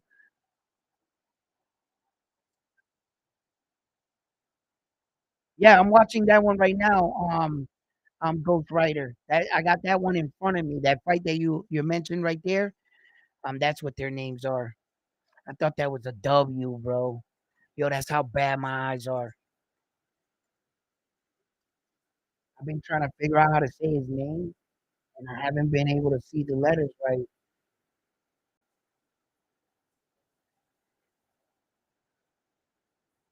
Villa.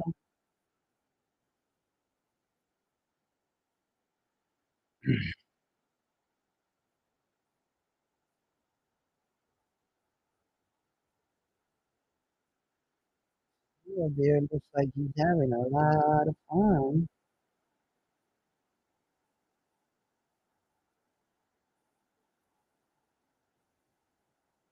He look like he's having fun. I haven't had the privilege to like really been in it. I've been watching little by little, but he's been tagging this kid. Oh, they're looking. They shows like he's tagging him.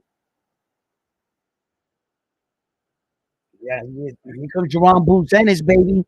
Get your predictions in.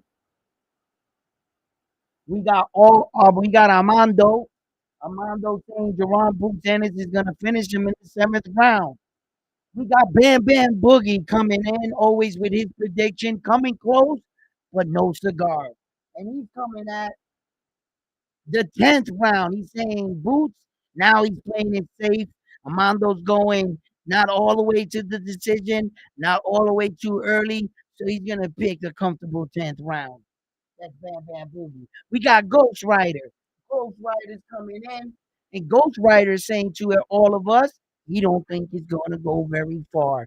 He thinks Jerron Bruce Ennis is going to stop him in the 5th round. And then we got Round One Sports Talk. We got Edwin, the host of the show, the one that knows what's going on. I will claim the Notre Dame throne tonight on a world stage. And I'm saying that Jerron Boots Ennis is going to stop him in the 6th round. Ah, this is a tough one for me to judge. I'm really betting on this fight with Jerron Boots. I'm betting on Jerron Boots' name. I'm betting on the fighter that he once upon a time was. So that's what I'm betting on. I'm betting on Jerron Boots Ennis' name. I'm betting on the fact of the fighter he always once was before this little layoff. I'm thinking he can pick up right where he left off. That's how much I'm banking on Deron Boots Ennis' skills. I believe he's young enough still, and I believe he wasn't the type of fighter that would have been like really inactive. I would like to believe that he was in the gym really training it up like they said he was. So if he was, let's see if he can pick up right where he left off. Carl is about to start. Carl, throw in your prediction. Nah, Boots hasn't fought yet. What round, Carl? Carl Dean, what round you think he's gonna win in, or do you have David Avanesyan in this fight? Do we have a David Avanesyan? No, the ninth round. No one has the ninth round. You may have the ninth round.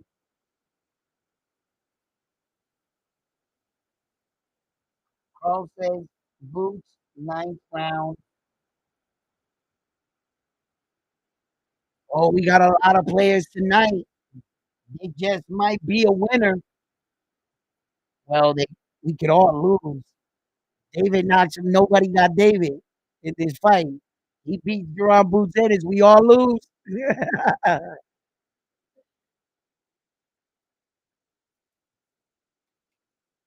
Damn, this fight over here is still going on. Huh? With Villa? My man's having fun.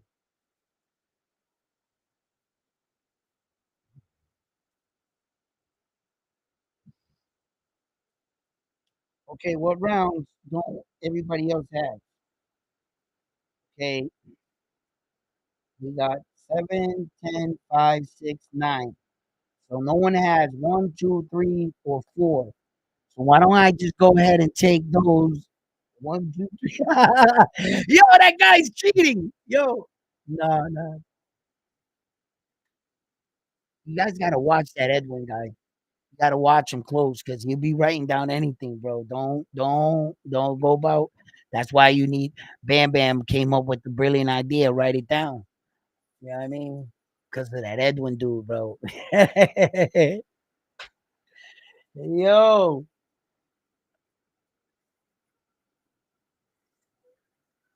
the stage is set. Let's get it popping. Here we go. The moment we've been waiting for.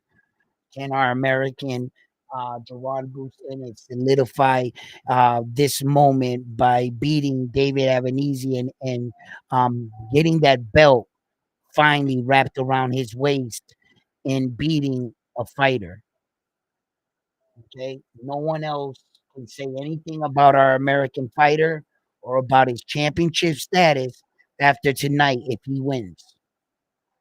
Okay, there's been a lot of like um, outside noise from other countries and other network channels that I've seen that have said uh, they don't revere Duran Busenis as a champion yet. And I was in agreement with it too. I was like, yeah, I could see where you guys are saying that. But after he pulls this shit off, that's why I've been waiting for this fight. Set him free. Let him become a definitive world champion. And then we can count this belt after this. You know, all he has to do is fucking win, man. That's all he got to do, man. Just solidify that belt for us. That's it. David Avanesyan. Avanesyan. David Avanesyan. Yeah. Mhm. Who's this guy? Who's this guy in blue and white? Who's that guy? Who's that guy?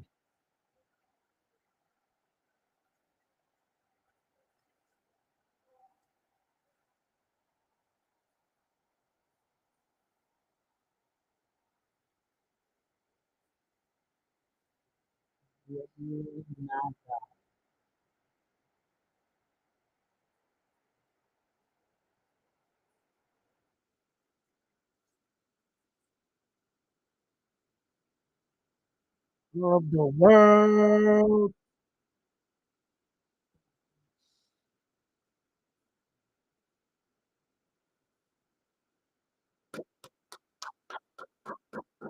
Let's go, let's go, let's go. It's go time. Come on, baby. Bring that belt home, damn it. In this moment right here, my competitive nature will come out, and I'm going for my guy right now. After this, I'll go back to my reporting. But we in a fight right now. And we need belts. We in a fight and we need belts.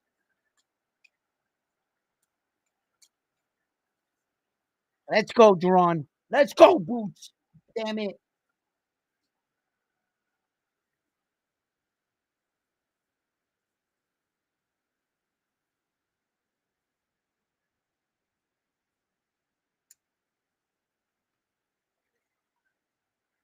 10,000 people there. That's exactly like what Puerto Rico was with Matias. Matias had 10,000. Same situation.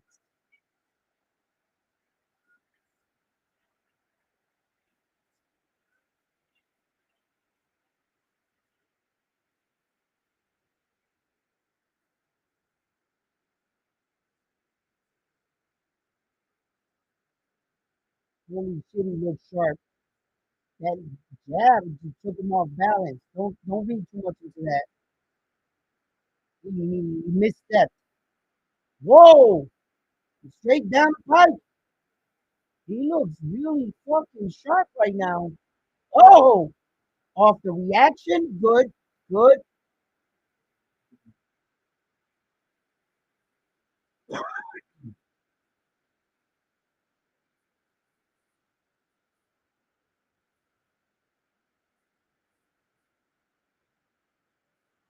Oh no. Boots is gonna knock him out within four. We're all gonna lose.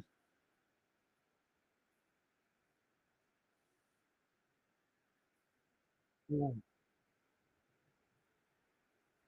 I didn't like that. Boots, don't lean back like that. I didn't like that. I've been easy to read that. Oh, nice, nice. Oh,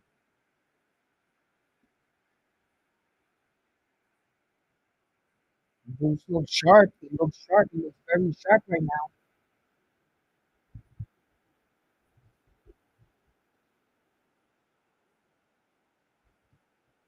He switched pretty good, but ooh, not like no Terrence Crawford. He switched over and then switched back and fighting from the left feet right now. That's where he wants to be.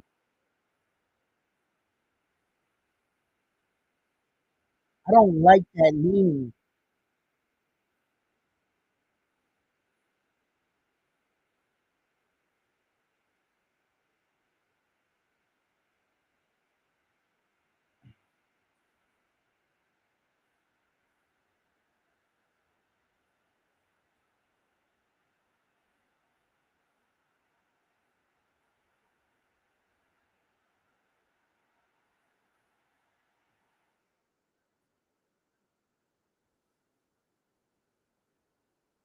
Oh, he pulled his head down.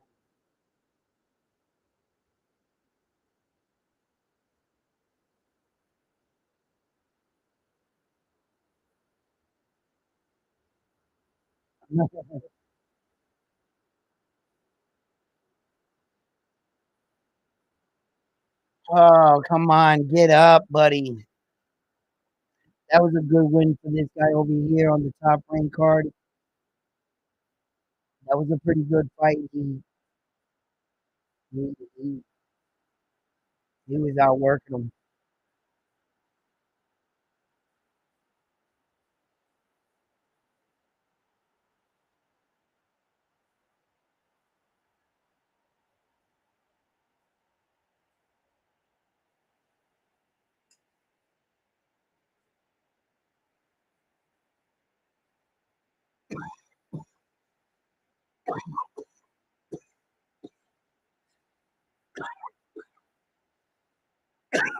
He did cuff his head down. And in real time, while that's happening, he couldn't elevate the punch. because his body was being held down, but he was throwing the punch. So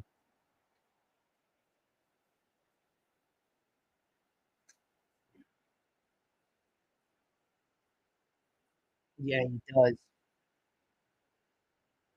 Even though you got a cup, man, that shit hurts.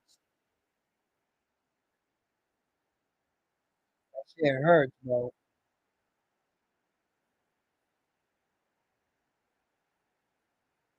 It, I don't know. Do you step on the gas or do you? Oh, oh, oh! Or do you go to try to finish him out?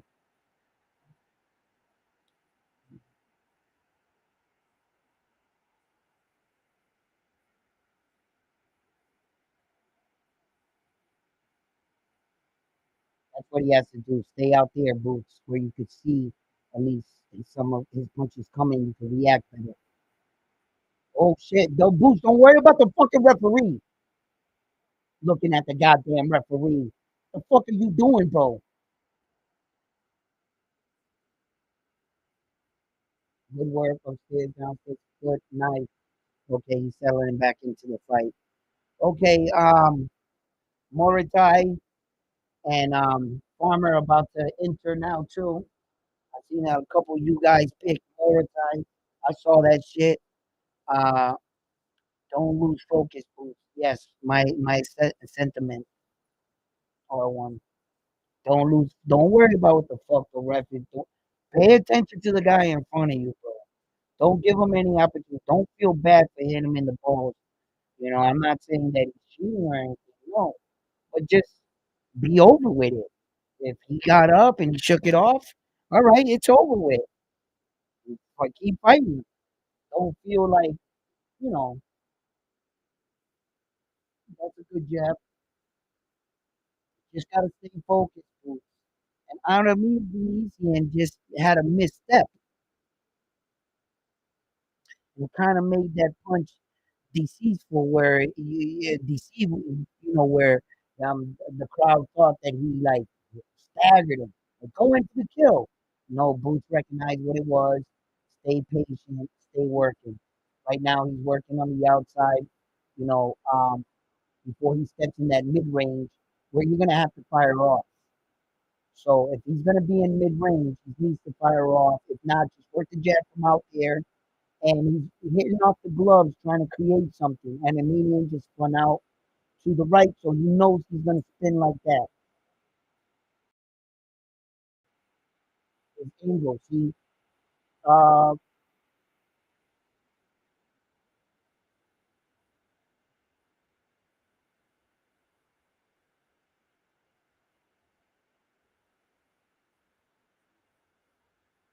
yeah, cool, nice body work. Boost is dropping his right hand a little too much for my liking. He's firing off on him, but Amnesia can time him right. He can catch Boost dropping that right in between punches. Boots wants to stand there like this, but this is where Avanesyan can capitalize right in there. He's got good experience with when you go to throw a punch, like when Naoya Inoue hit Luis Pantera Nari and dropped him the second time in the fight. Nari was just taking his hands away from his face, and he connected. He anticipated that. Same thing with David. He can anticipate Jerron Boots Ennis shifting to throw a punch and catch him in between that space. Jerron Boots Ennis, stay focused. Stay focused. He's already been warned for another low blow. And pay attention to that, the subtle low. And then if there's a point deducted, people are gonna be like, "Nah, you should have gave him a warning." No, been warning him. Pay attention to that. Good, good, good. Jerron Boots Ennis took good shots there. He didn't take a step backwards. He's still insisting on fighting in the inside, huh?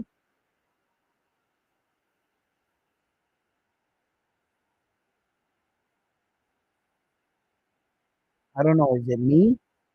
or is it Jerome Bruce Ennis is not really as athletic and mobile as he usually is, or is it that he's just settling down in his fights more?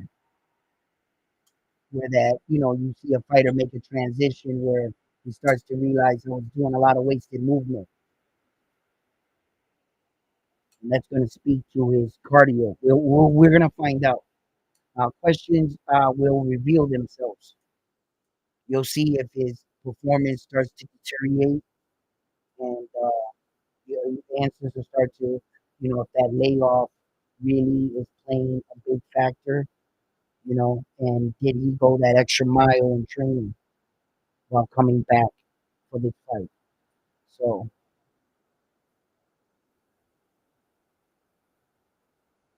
it looks like a middleweight. Take the 5 minutes. Who's throwing a bit too much low blows? I'm trying to tell you guys. And then pay attention to the referee's warnings, because the referee has been actually, warning him and legitimately like warning him.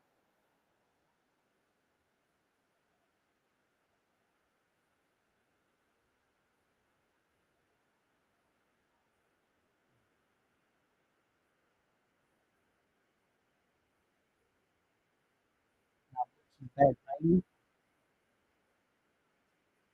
He's stepping into the left to switch. He's fighting righty again. Oh, see, Boots is dropping that hand too much for me. It's easy to work on. Hmm. He's tagging on me, and he's really tagging him.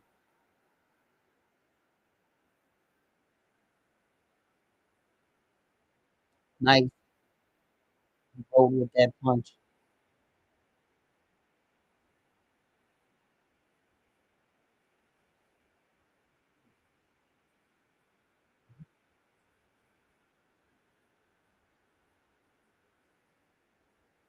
Yeah,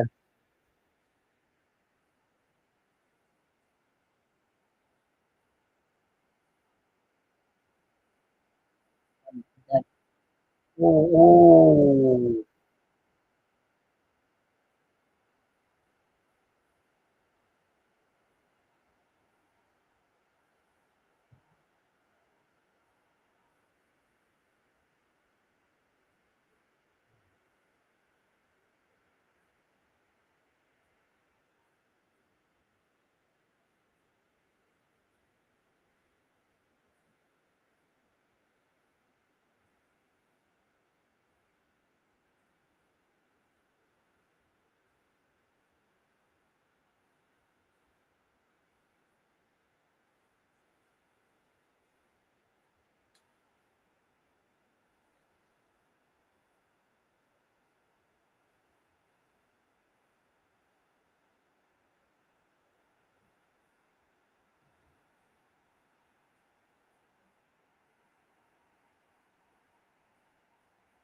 I hate how on the ropes they just think that they're gonna do it like Mayweather and roll.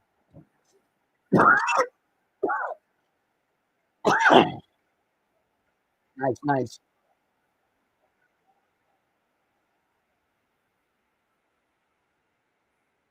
Yes, he did. He pick up with one hand. This Monetaya fight is about to start too. It would have been perfect if Boots knocks him out in the 6th round, and then we can just pay attention to this fight. So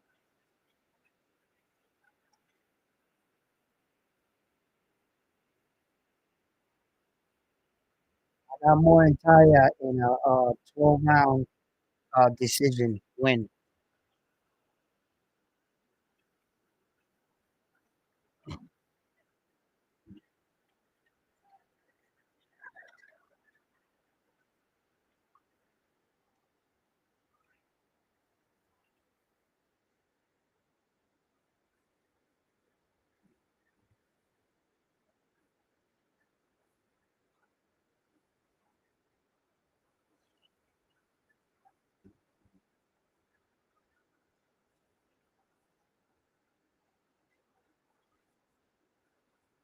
Yeah. But Cody Crowley didn't pass the medical exam, so they brought in this guy. I think it was a eye problem, if I'm not mistaken.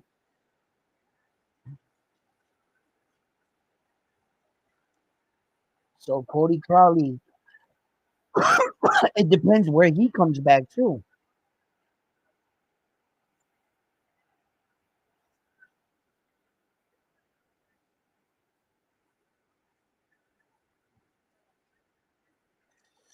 But when this kid wants to put his name in those conversations where like the Keyshawn Davises and the Abdullah Masons, the Cruises, he's got to put out, good performances. Keyshawn went the distance. He fought a wild man, but he actually did well in the fight. He has things to work on. That was a nice slick uppercut by Jerome Ennis.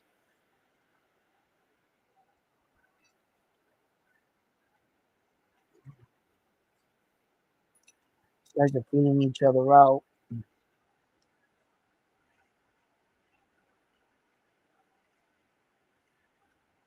Nice, nice, nice. He, he's chopping him down. He's softening him up. Jerome Ennis. Oh, that's a nice little slick shot by David right down the middle.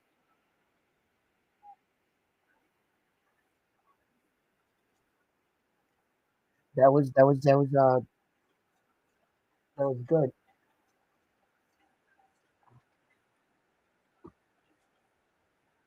Yeah,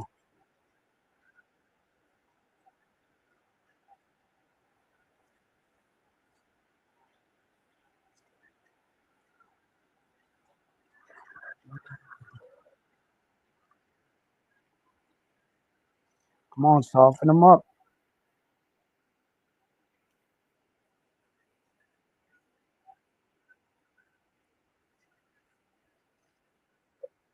Oh yeah,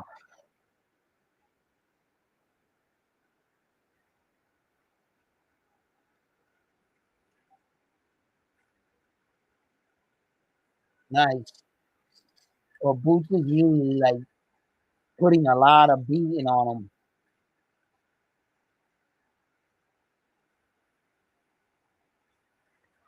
Uh-oh. Boots is starting to open up now. Okay, the next round, he's just gonna put the Beats by Dre on him, and then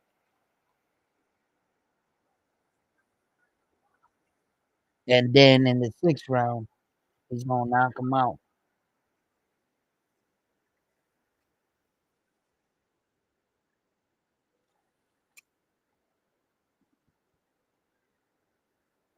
Yeah, he was doing really good from the outside with the straight 1-2.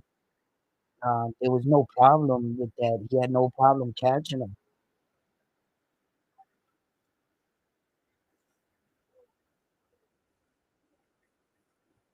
Oh,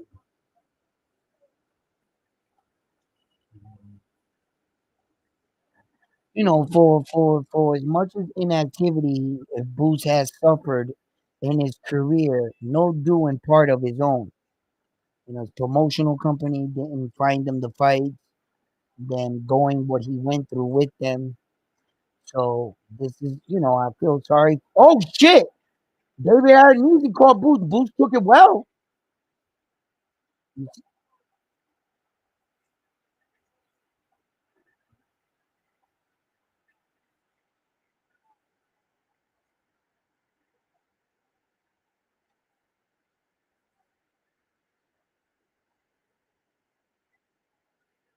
Oh shit!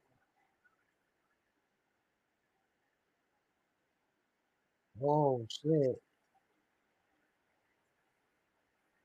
Yeah, it is. What round is it? Five? Yeah, he did. Oh my god! Now he should have taunted him like he taunted him for falling, slipping. Boots should have did the same thing Avanesyan did. But anyway, he don't got time for that. Yo, Boots is getting high hit with some. Avanesyan hit him with some slick little shots there, bro. He hit him with an uppercut, a straight, a little like a daisy there. Oh my god, fucking tough ass fucking dudes, bro. He's just a grinder.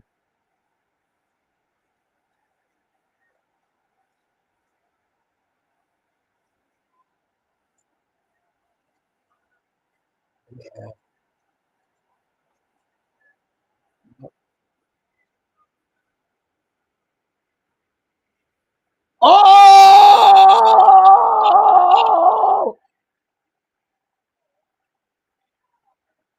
Avanesyan survived this round. I got one more round for you. Well, he's gonna make it out of this round. 47. He's gonna take a lot of damage. Don't shoot your load, Jerome Boots, and save something for the six. I don't want you to take the six off. Come on, dog. Don't shoot your load, Jerome Boots, and don't do that. I know you be wanting to knock him out because you don't worry about my round, but damn. Hmm. Yeah, that piece of leather is about to break, about to be tamed, turned into a sneaker, like an old piece of leather. Mm.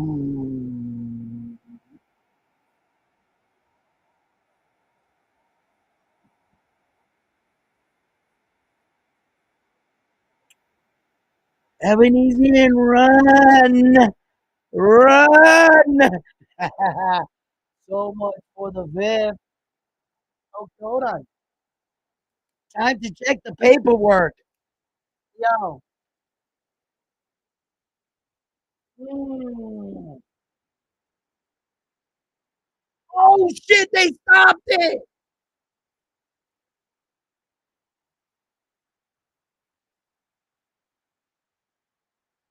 Entering the sixth round. Did they? Yeah, he entered. He got out of the fifth. He knocked him out in the sixth. Who had the sixth? Oh shit!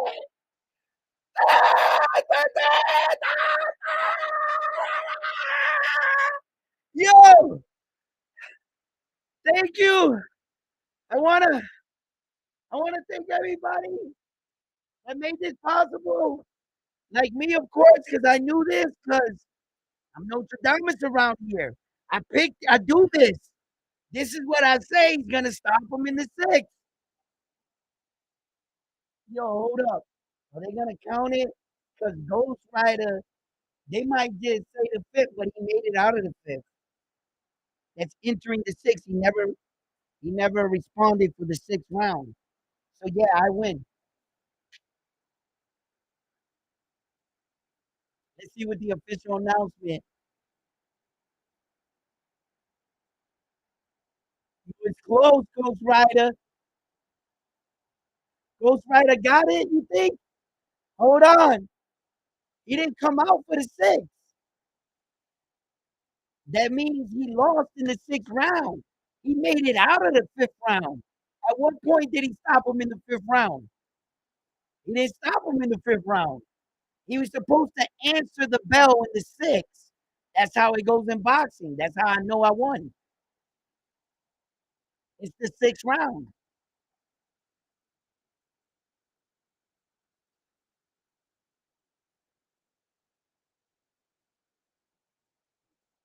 Well, he might have broke his jaw.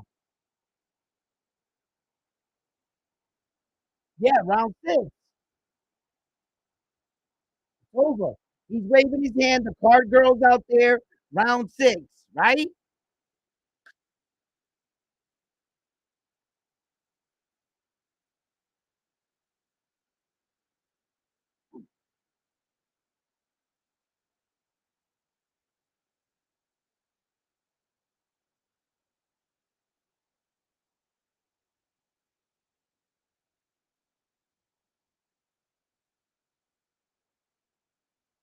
Let's make it official.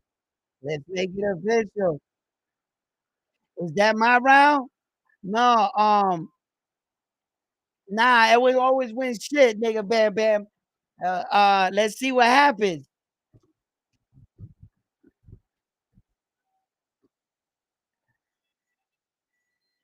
It's between me and Ghost Rider.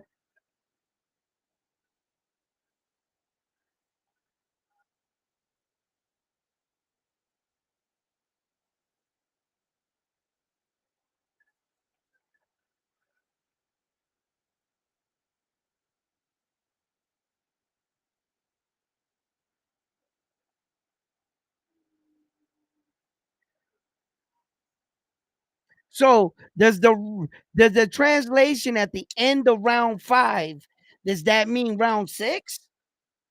If it's at the end, keyword end. So round 5 non-existent.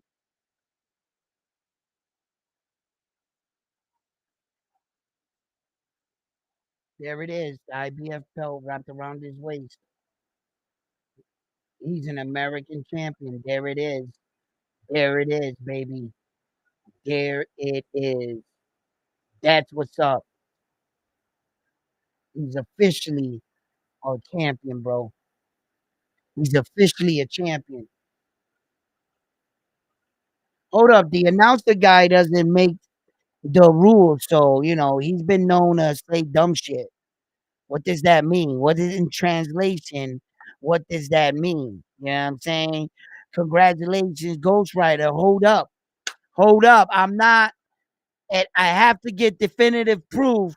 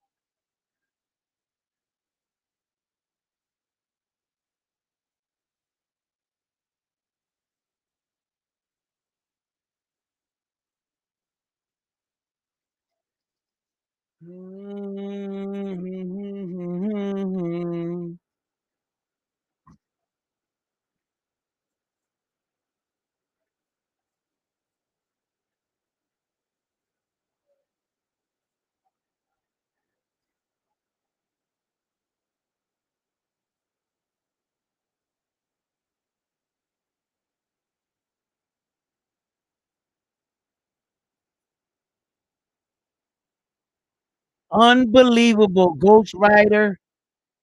You are El Capitan.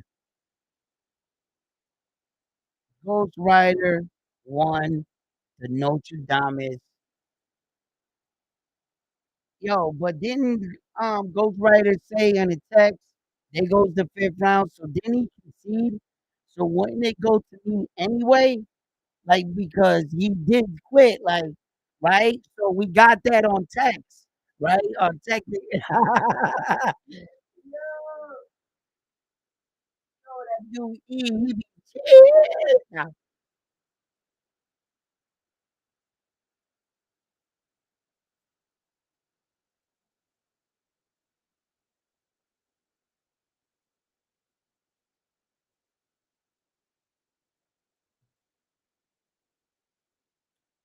Yo, technically the sixth round started because we had to answer that call in the sixth round.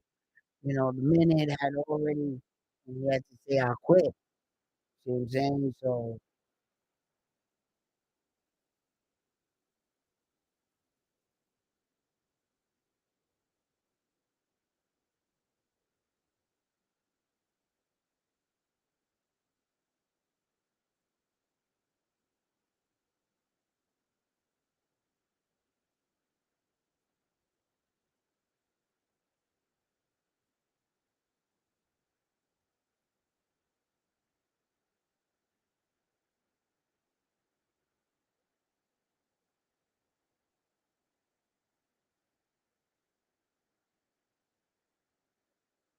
Mm. Oh yeah. Oh yeah. Nobody's walking out early. Look at uh split. Yo, hey, yo, Armando's right. It should be split. Notre Dame wins. It should be half Ghost Rider and the other half. I'm in agreement with that, bro, because that's exactly what it is, bro. You know what I'm saying? I'm glad that Armando, really, put things in his perspective, and we're able to see these things at a much clearer light. Okay, yo, you see how cheating be corrupting the human soul when you want to win. That's why I don't gamble. That's it's one of the reasons why I don't gamble. You know what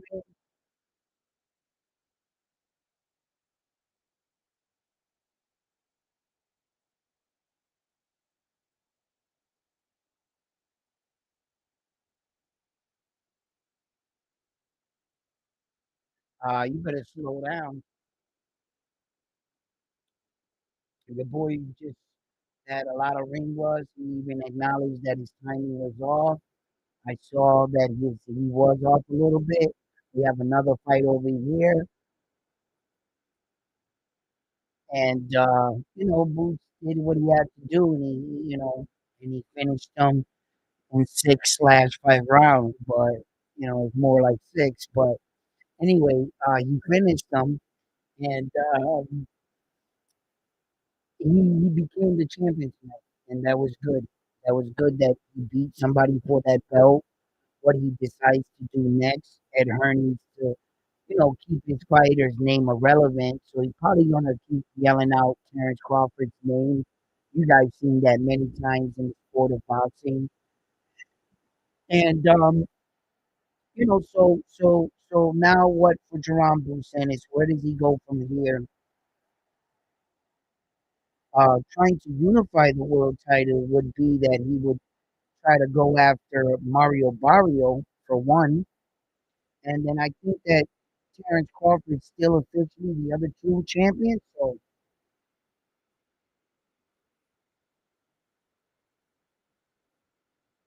he broke his jaw. He said, "That's what I thought he did. I thought he broke his jaw.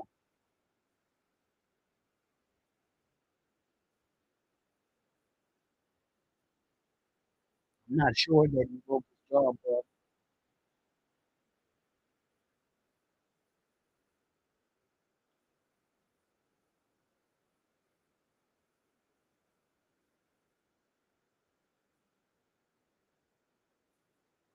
there you go.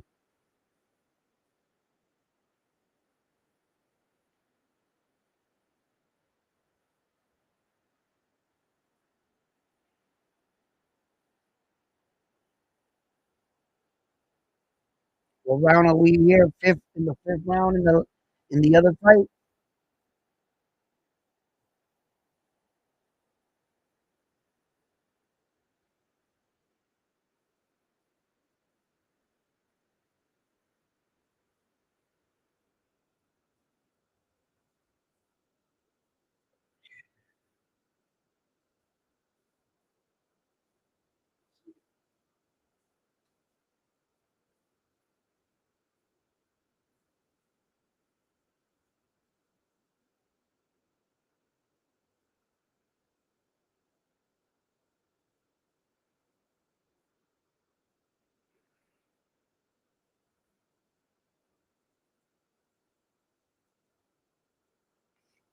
There we go.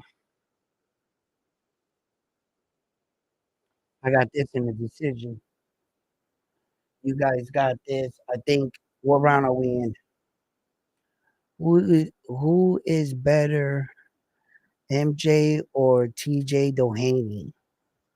Of course, I think that MJ's better, but for some reason, MJ didn't take the fight with Naoya Inoue. TJ Doheny took the fight.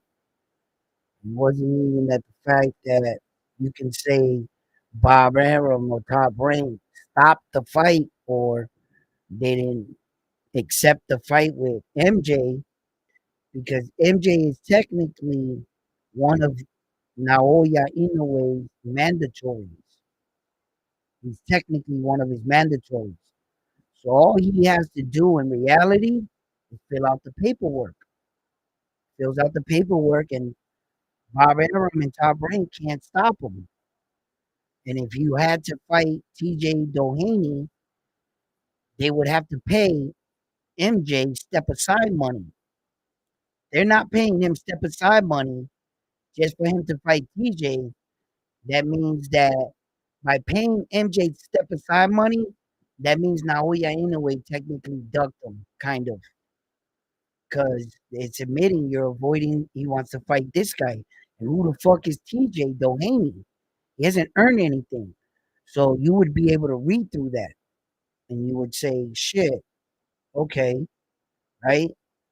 But since TJ Doheny is the only one that took the fight, and MJ's nowhere to be found, and Goodman pulled himself out, citing that he had hand injuries, and after that he wanted to get a tune-up fight to make sure that he's punching well, doing everything right, and then back to Naoya Inoue. So in between this time, Naoya Inoue said he wanted to fight in September. So once Goodman stepped to the side, his schedule opened up.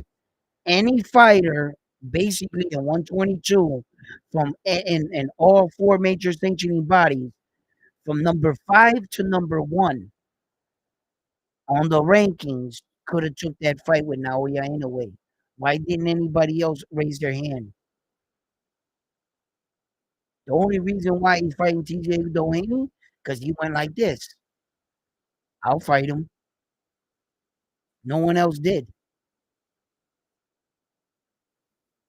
Agmedalia still hasn't filled out the to be his mandatory.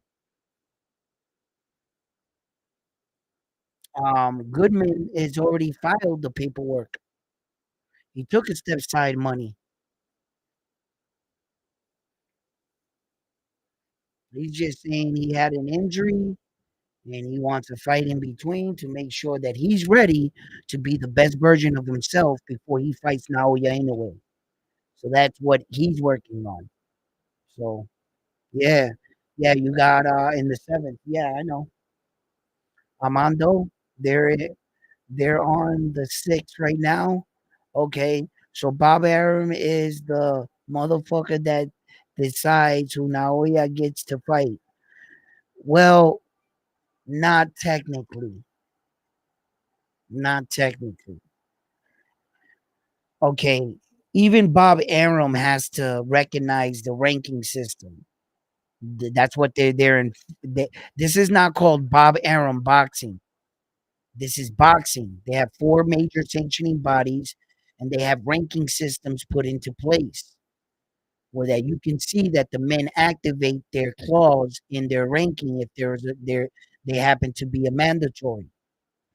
So Naoya Inoue is the kind of superstar where he can kind of ask who he wants to fight for as long as he honors his mandatory. It's really good to see all four belts around your waist, but it's a fucking nightmare to be that kind of champion. You have four mandatories. In a good world, if you only own one belt, say you only own one belt, you only got one mandatory a year. You fight your mandatory and you're allowed to pick any fighter you want. You could pick Tomato Can, whoever you want to give a shot to the title, as long as you honored your mandatory. The thing with honoring fucking four mandatories, it's four fucking mandatories. That's four fights. That's the entire year. By the time you flip the calendar year, you got another mandatory in your face. You know what I'm saying? But sometimes all the mandatory clauses are not activated and it frees up the champ. When the champion asks the sanctioning bodies, hey, has anybody put in to be my mandatory? They're like, nobody's requesting to fight you. You're free to do what you want. He schedules the fight. Yeah, and that's how it's supposed to work. So when you hear these fights and you're like, "Oh, MJ wants to fight Naoya Inoue," he's saying it on a microphone. The way you can prove it, just file that mandatory because they're going to give you your shot right away. And Agmedalia is probably waiting for Naoya Inoue to leave the 122, and he still is first in line for one of those belts. As soon as Naoya Inoue vacates that belt, all four of those belts, and moves up to 122, um, um, MJ's gonna slide in and say, "Hey, I'm the mandatory. I fight first for the vacant belt." And all the rest of the mandatories that didn't raise their hand while Naoya Inoue was in the weight division wouldn't have shot their load and fell down in the ranking. You got to play this out sometimes, and you got to see who's really trying to wait them out. If MJ wanted this fight, the fight was right there.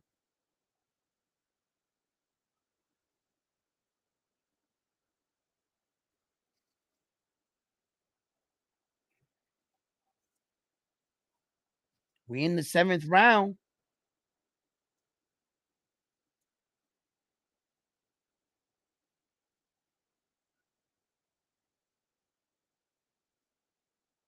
So far, Ghost Rider is tonight's big winner.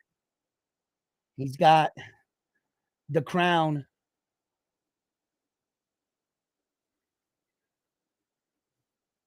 What the hell?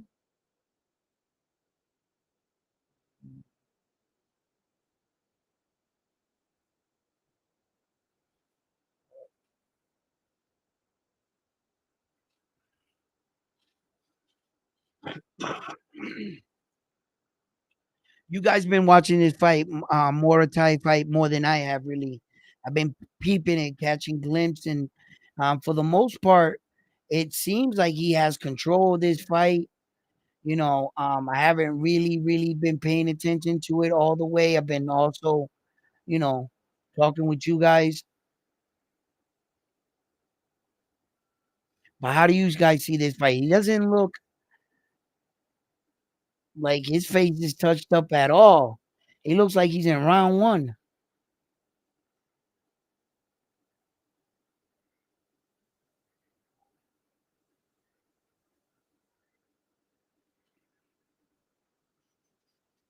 Hmm.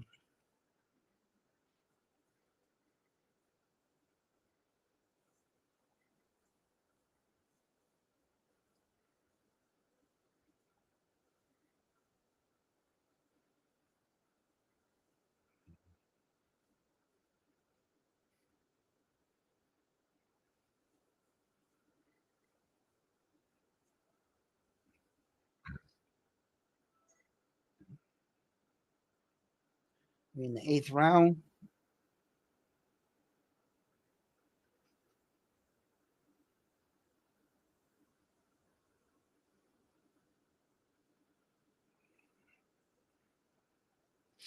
Bam, it's your round now. Eighth, go. Look, eighth round.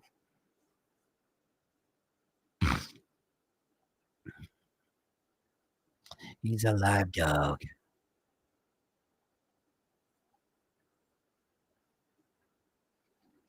Mhm.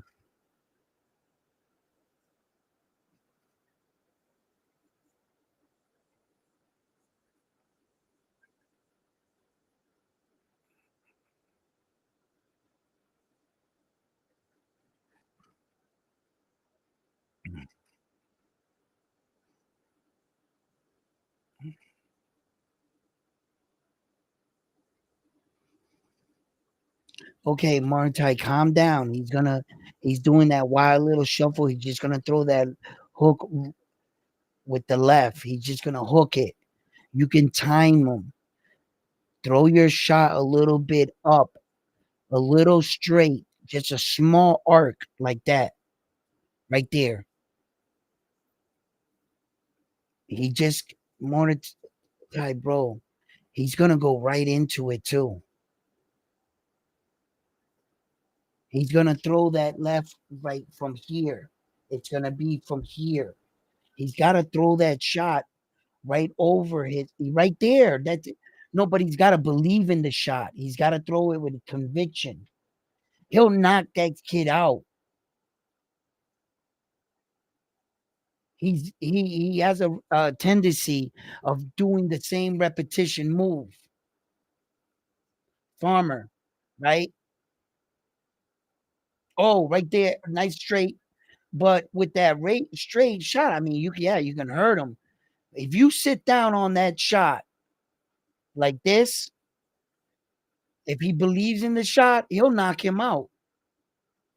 It's there. Watch, watch. 10 seconds. 5, 4, 3, 2, 1. Another one bites the dust. He keeps holding. He's holding on, knowing that I got the Notre Dame's junior title. I'll take it. Da, da, da, da, da.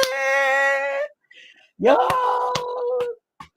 I'm the junior champion, baby. Fuck that. I think that deserves a belt. Yeah, that shit deserves a belt. I'm the Notre Dame's junior champion. You heard it? Yo, come one, come all. This is how I do. I didn't just lose my mind right now. Y'all crazy. I'm the champion. Woo! Woohoo! Oh, yeah, man. It's been hard, lonely at the top, but I just, keep calling these fights the way I do. You know what I'm saying? Break it down and say, Bam, wish he could be up here with me right now, I bet. Hey, yo, Bam, this one's for you, baby. Yo! I bring it home! Junior title! Yo! Yo, you get the belt, Ghost Rider. Yo, yeah.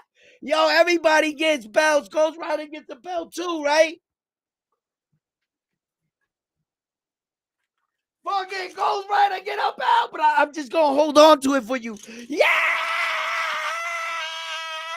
Ghost Rider, what's up, baby? We the tag team champions.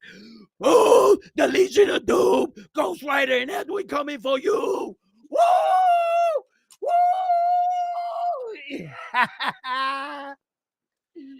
Yo, we going crazy up in here. What the fuck is in the water? Ghost Rider, what'd you put in the water, bro?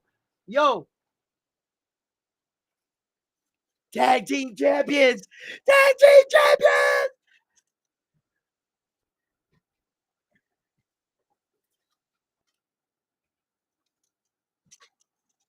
Oh, he's hurting him. He's hurting him.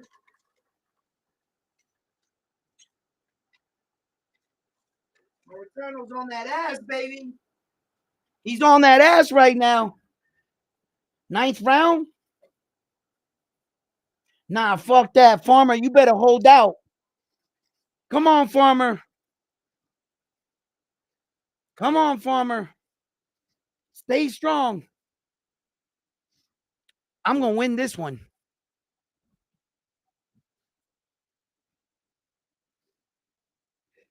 Imagine a Farmer just haul out, knock him out.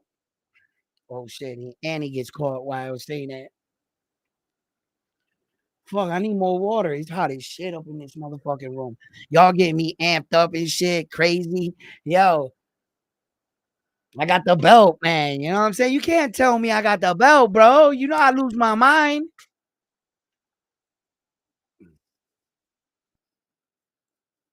I already got all 4 belts on this YouTube channel shit. As you can see, we undisputed around here. You know what I mean? Ooh.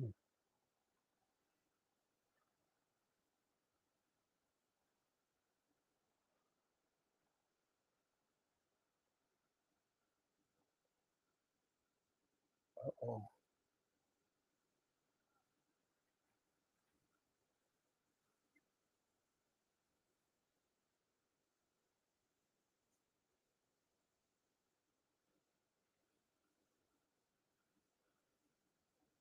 Well, they're gonna have to wake this dude up, bro. He took a massive elbow in the UFC. Like a yo, that shit split his eyes. See, man, life expectancy in the UFC, that's a brutal sport, man. Like you could be on fire in a good career, long as you don't take a lot of damn, that shit's ugly.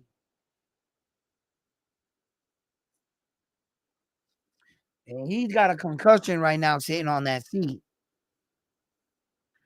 He's on autopilot. He's just doing what a fighter does, what he's trained to do.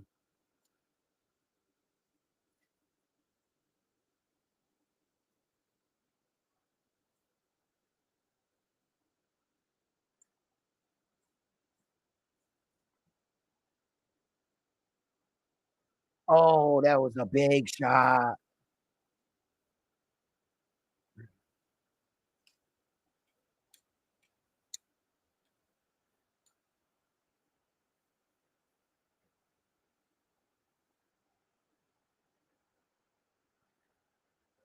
I don't know about that, all that hugging and kissing before the fucking.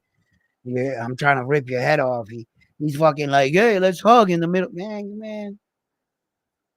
Here we go. Mortai's been winning the fight according to the unofficial scorecards. Just need him to win in a decision.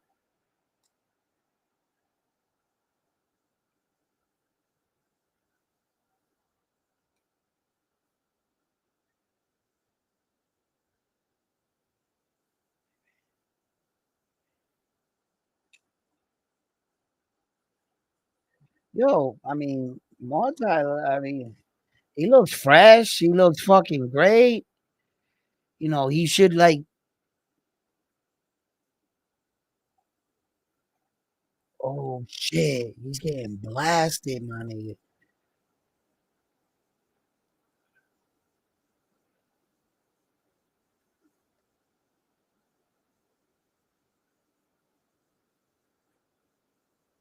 Holy shit, his eye is bad. Oh, that's bad. That is bad. That is bad. He's got to stop that. Oh, they got to stop that fight. They got to stop that. That's clearly cut over the whole eyelid. It is completely, and then underneath, that fight is over. Fight is over. Fight is over. Oh, he just dropped. Oh, he wanted that. Just caught him. He wanted. Oh, he got to say, stay strong. Stay strong. You got a minute. Motherfucker, you made it this far. Don't you give up on me, farmer. Don't you give up on me, farmer. Come on, farmer. Protect yourself. Pick up your hands. Pick up your hands.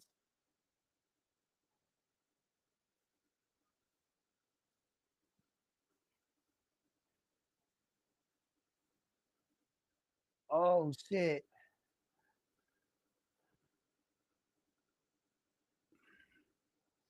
Bang, bang. Oh, oh, oh. Bang, bang. Oh, oh, oh, oh, oh. That was a nasty cut. Oh, he didn't cut the bottom. He just cut the top. It was just fucking. All right, bro. Oh, all that hugging like that. Fuck that shit. Stop doing P. Diddy shit in the ring. Oh, oh, oh, come on, baby. 5 seconds, four, three, two. Don't get knocked out. Uh oh. Uh oh. You're receiving your belt. Check my email. Yeah. This one is getting to a decision only 10 rounds. I had a decision in 10 rounds. All they gotta do is name off um more say his name Moratai, and I win. I had him in a 12-round decision. I'm the only one that picked it. Yep. Everybody else lost. No one else had a decision but me. And that's uh-oh. You about to lose the belt now. Yo, did I get the belt?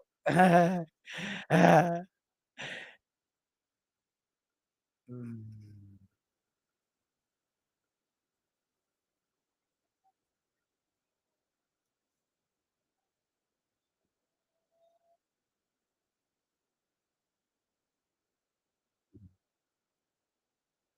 mm.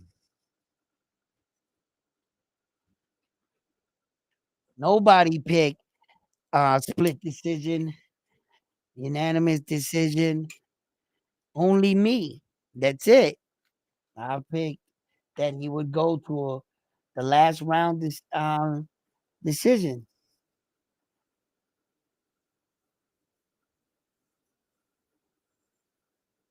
I can't remember if I said unanimous, but I think it was a unanimous.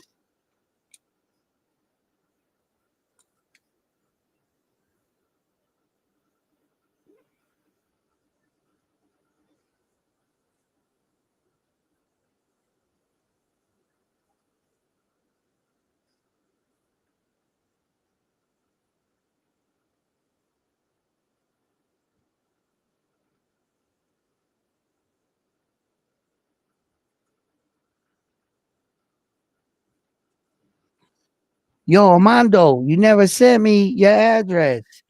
Or I think you might have in one of my emails. I might have like erased it. Not sure. I'll be erasing all my emails so that they don't be junking up. Oh shit, that shit just he just called him love with that elbows.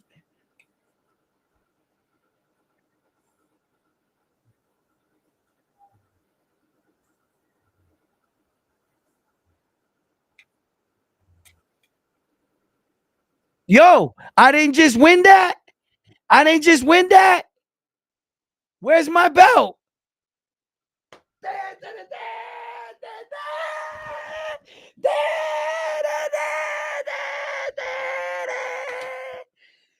Yo, yo, I swear I couldn't do this without you guys. I mean, I just knew it. The last fight of the night, I was gonna call it right, walk away, head into the sunset as the undisputed champion. But as we can see, I do this. So yeah, absolutely. Ah, yo, listen, I don't read my messages. Yeah, I probably sometimes. No, I think I did. I might have saved it. Let me go check it by messenger. So if you sent it by messenger, I probably still have it. Yeah, I probably still have it. Yo, but let's not take away from the fact that I won. Oh my God, bro. Now y'all don't want to talk about my win. Bro, come on, guys. Yo, I just won, man. Uh, yo, he lost his belt in the same day. Uh, he won the belt, Ghost, right? And then he lost the belt in the next fight. You know what I'm saying? So now I'm the only champion because obviously we got footage of what was said on this reel, and you can go back and clearly see. Yeah, he did call. It was gonna go morning tie to the distance. So officially, I'm the winner. So you know what I if I say to you guys right now, I foreseen this. You know what I'm saying? I am Nostradamus. You know what I'm saying? I can't even be act like I'm surprised because I saw this. You see what I'm saying? Yo, yo, that dude's full of shit. That guy. Yo, I should sell you a used car. You know what I'm saying? Yo, man, listen. I'm sending in again. Edwin is the Notre Dame's junior title. No, Armando. I am the original Notre because I just won the last fight. I just picked the last one, but I really picked it. You look, go back later and scour through this video. You 100% gonna see me say, and Ghost Rider knows it. He knows it. And Armando knows it. Frontline knows it. I said before the fight started, decision. So I mean, I don't want to toot my own horn. You know what I'm saying? It is what it is. But on to the next fight. Who can keep how I know he's like, yeah, I win, yeah, the new Notre Dame's champion. Where's that shirt at? Yo, oh man, listen, gassing me up like that and shit. All right, we're gonna have to do it again next fight. We're gonna have to do it again, bro. Damn, bro, y'all don't be paying attention.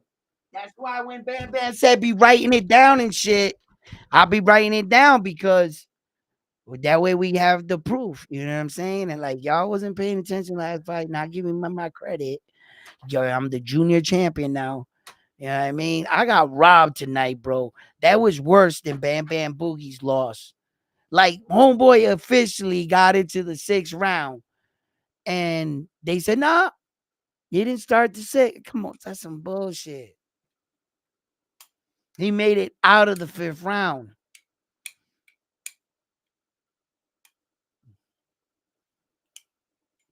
He said, yes, you did. I remember. You guys know I picked that shit. Man. Yo, listen, so we're gonna be on tomorrow morning. Join us for boxing and breakfast. Me and Jose Rivera, Show One Productions. We're gonna go on again, and we're gonna touch up on all these fights that we watched tonight, and what we think about the fights. And we're gonna be so join me at 11 o'clock in the afternoon tomorrow. And I'm gonna be going live, kicking off the show with him, and to answer all your questions and what you guys think about the fights tonight. And did you believe that Jerron Boots Ennis put on that type of performance? If you have to, I want you to go back, look over the fights, and when you come in tomorrow, we'll talk about it, guys. You know what I'm saying? We could get all that going. So, Armando, let me know that address there, thing, and yeah, we'll get it popping first thing in the afternoon. So, fight fans, I had a great time here tonight. It's all love, you know what I'm saying? We be acting silly sometimes here, you know what I'm saying? Because it's good to share a laugh with everything that's going on in the world. So, and to come here and share and watch the sport that we all love, and have a good time while doing it. I appreciate you guys. I'm thankful for you guys are coming in. Please drop a like to the videos if you haven't already. Subscribe to the channel. And like always, I'm on to the next one after this one here at Round One Sports Talk.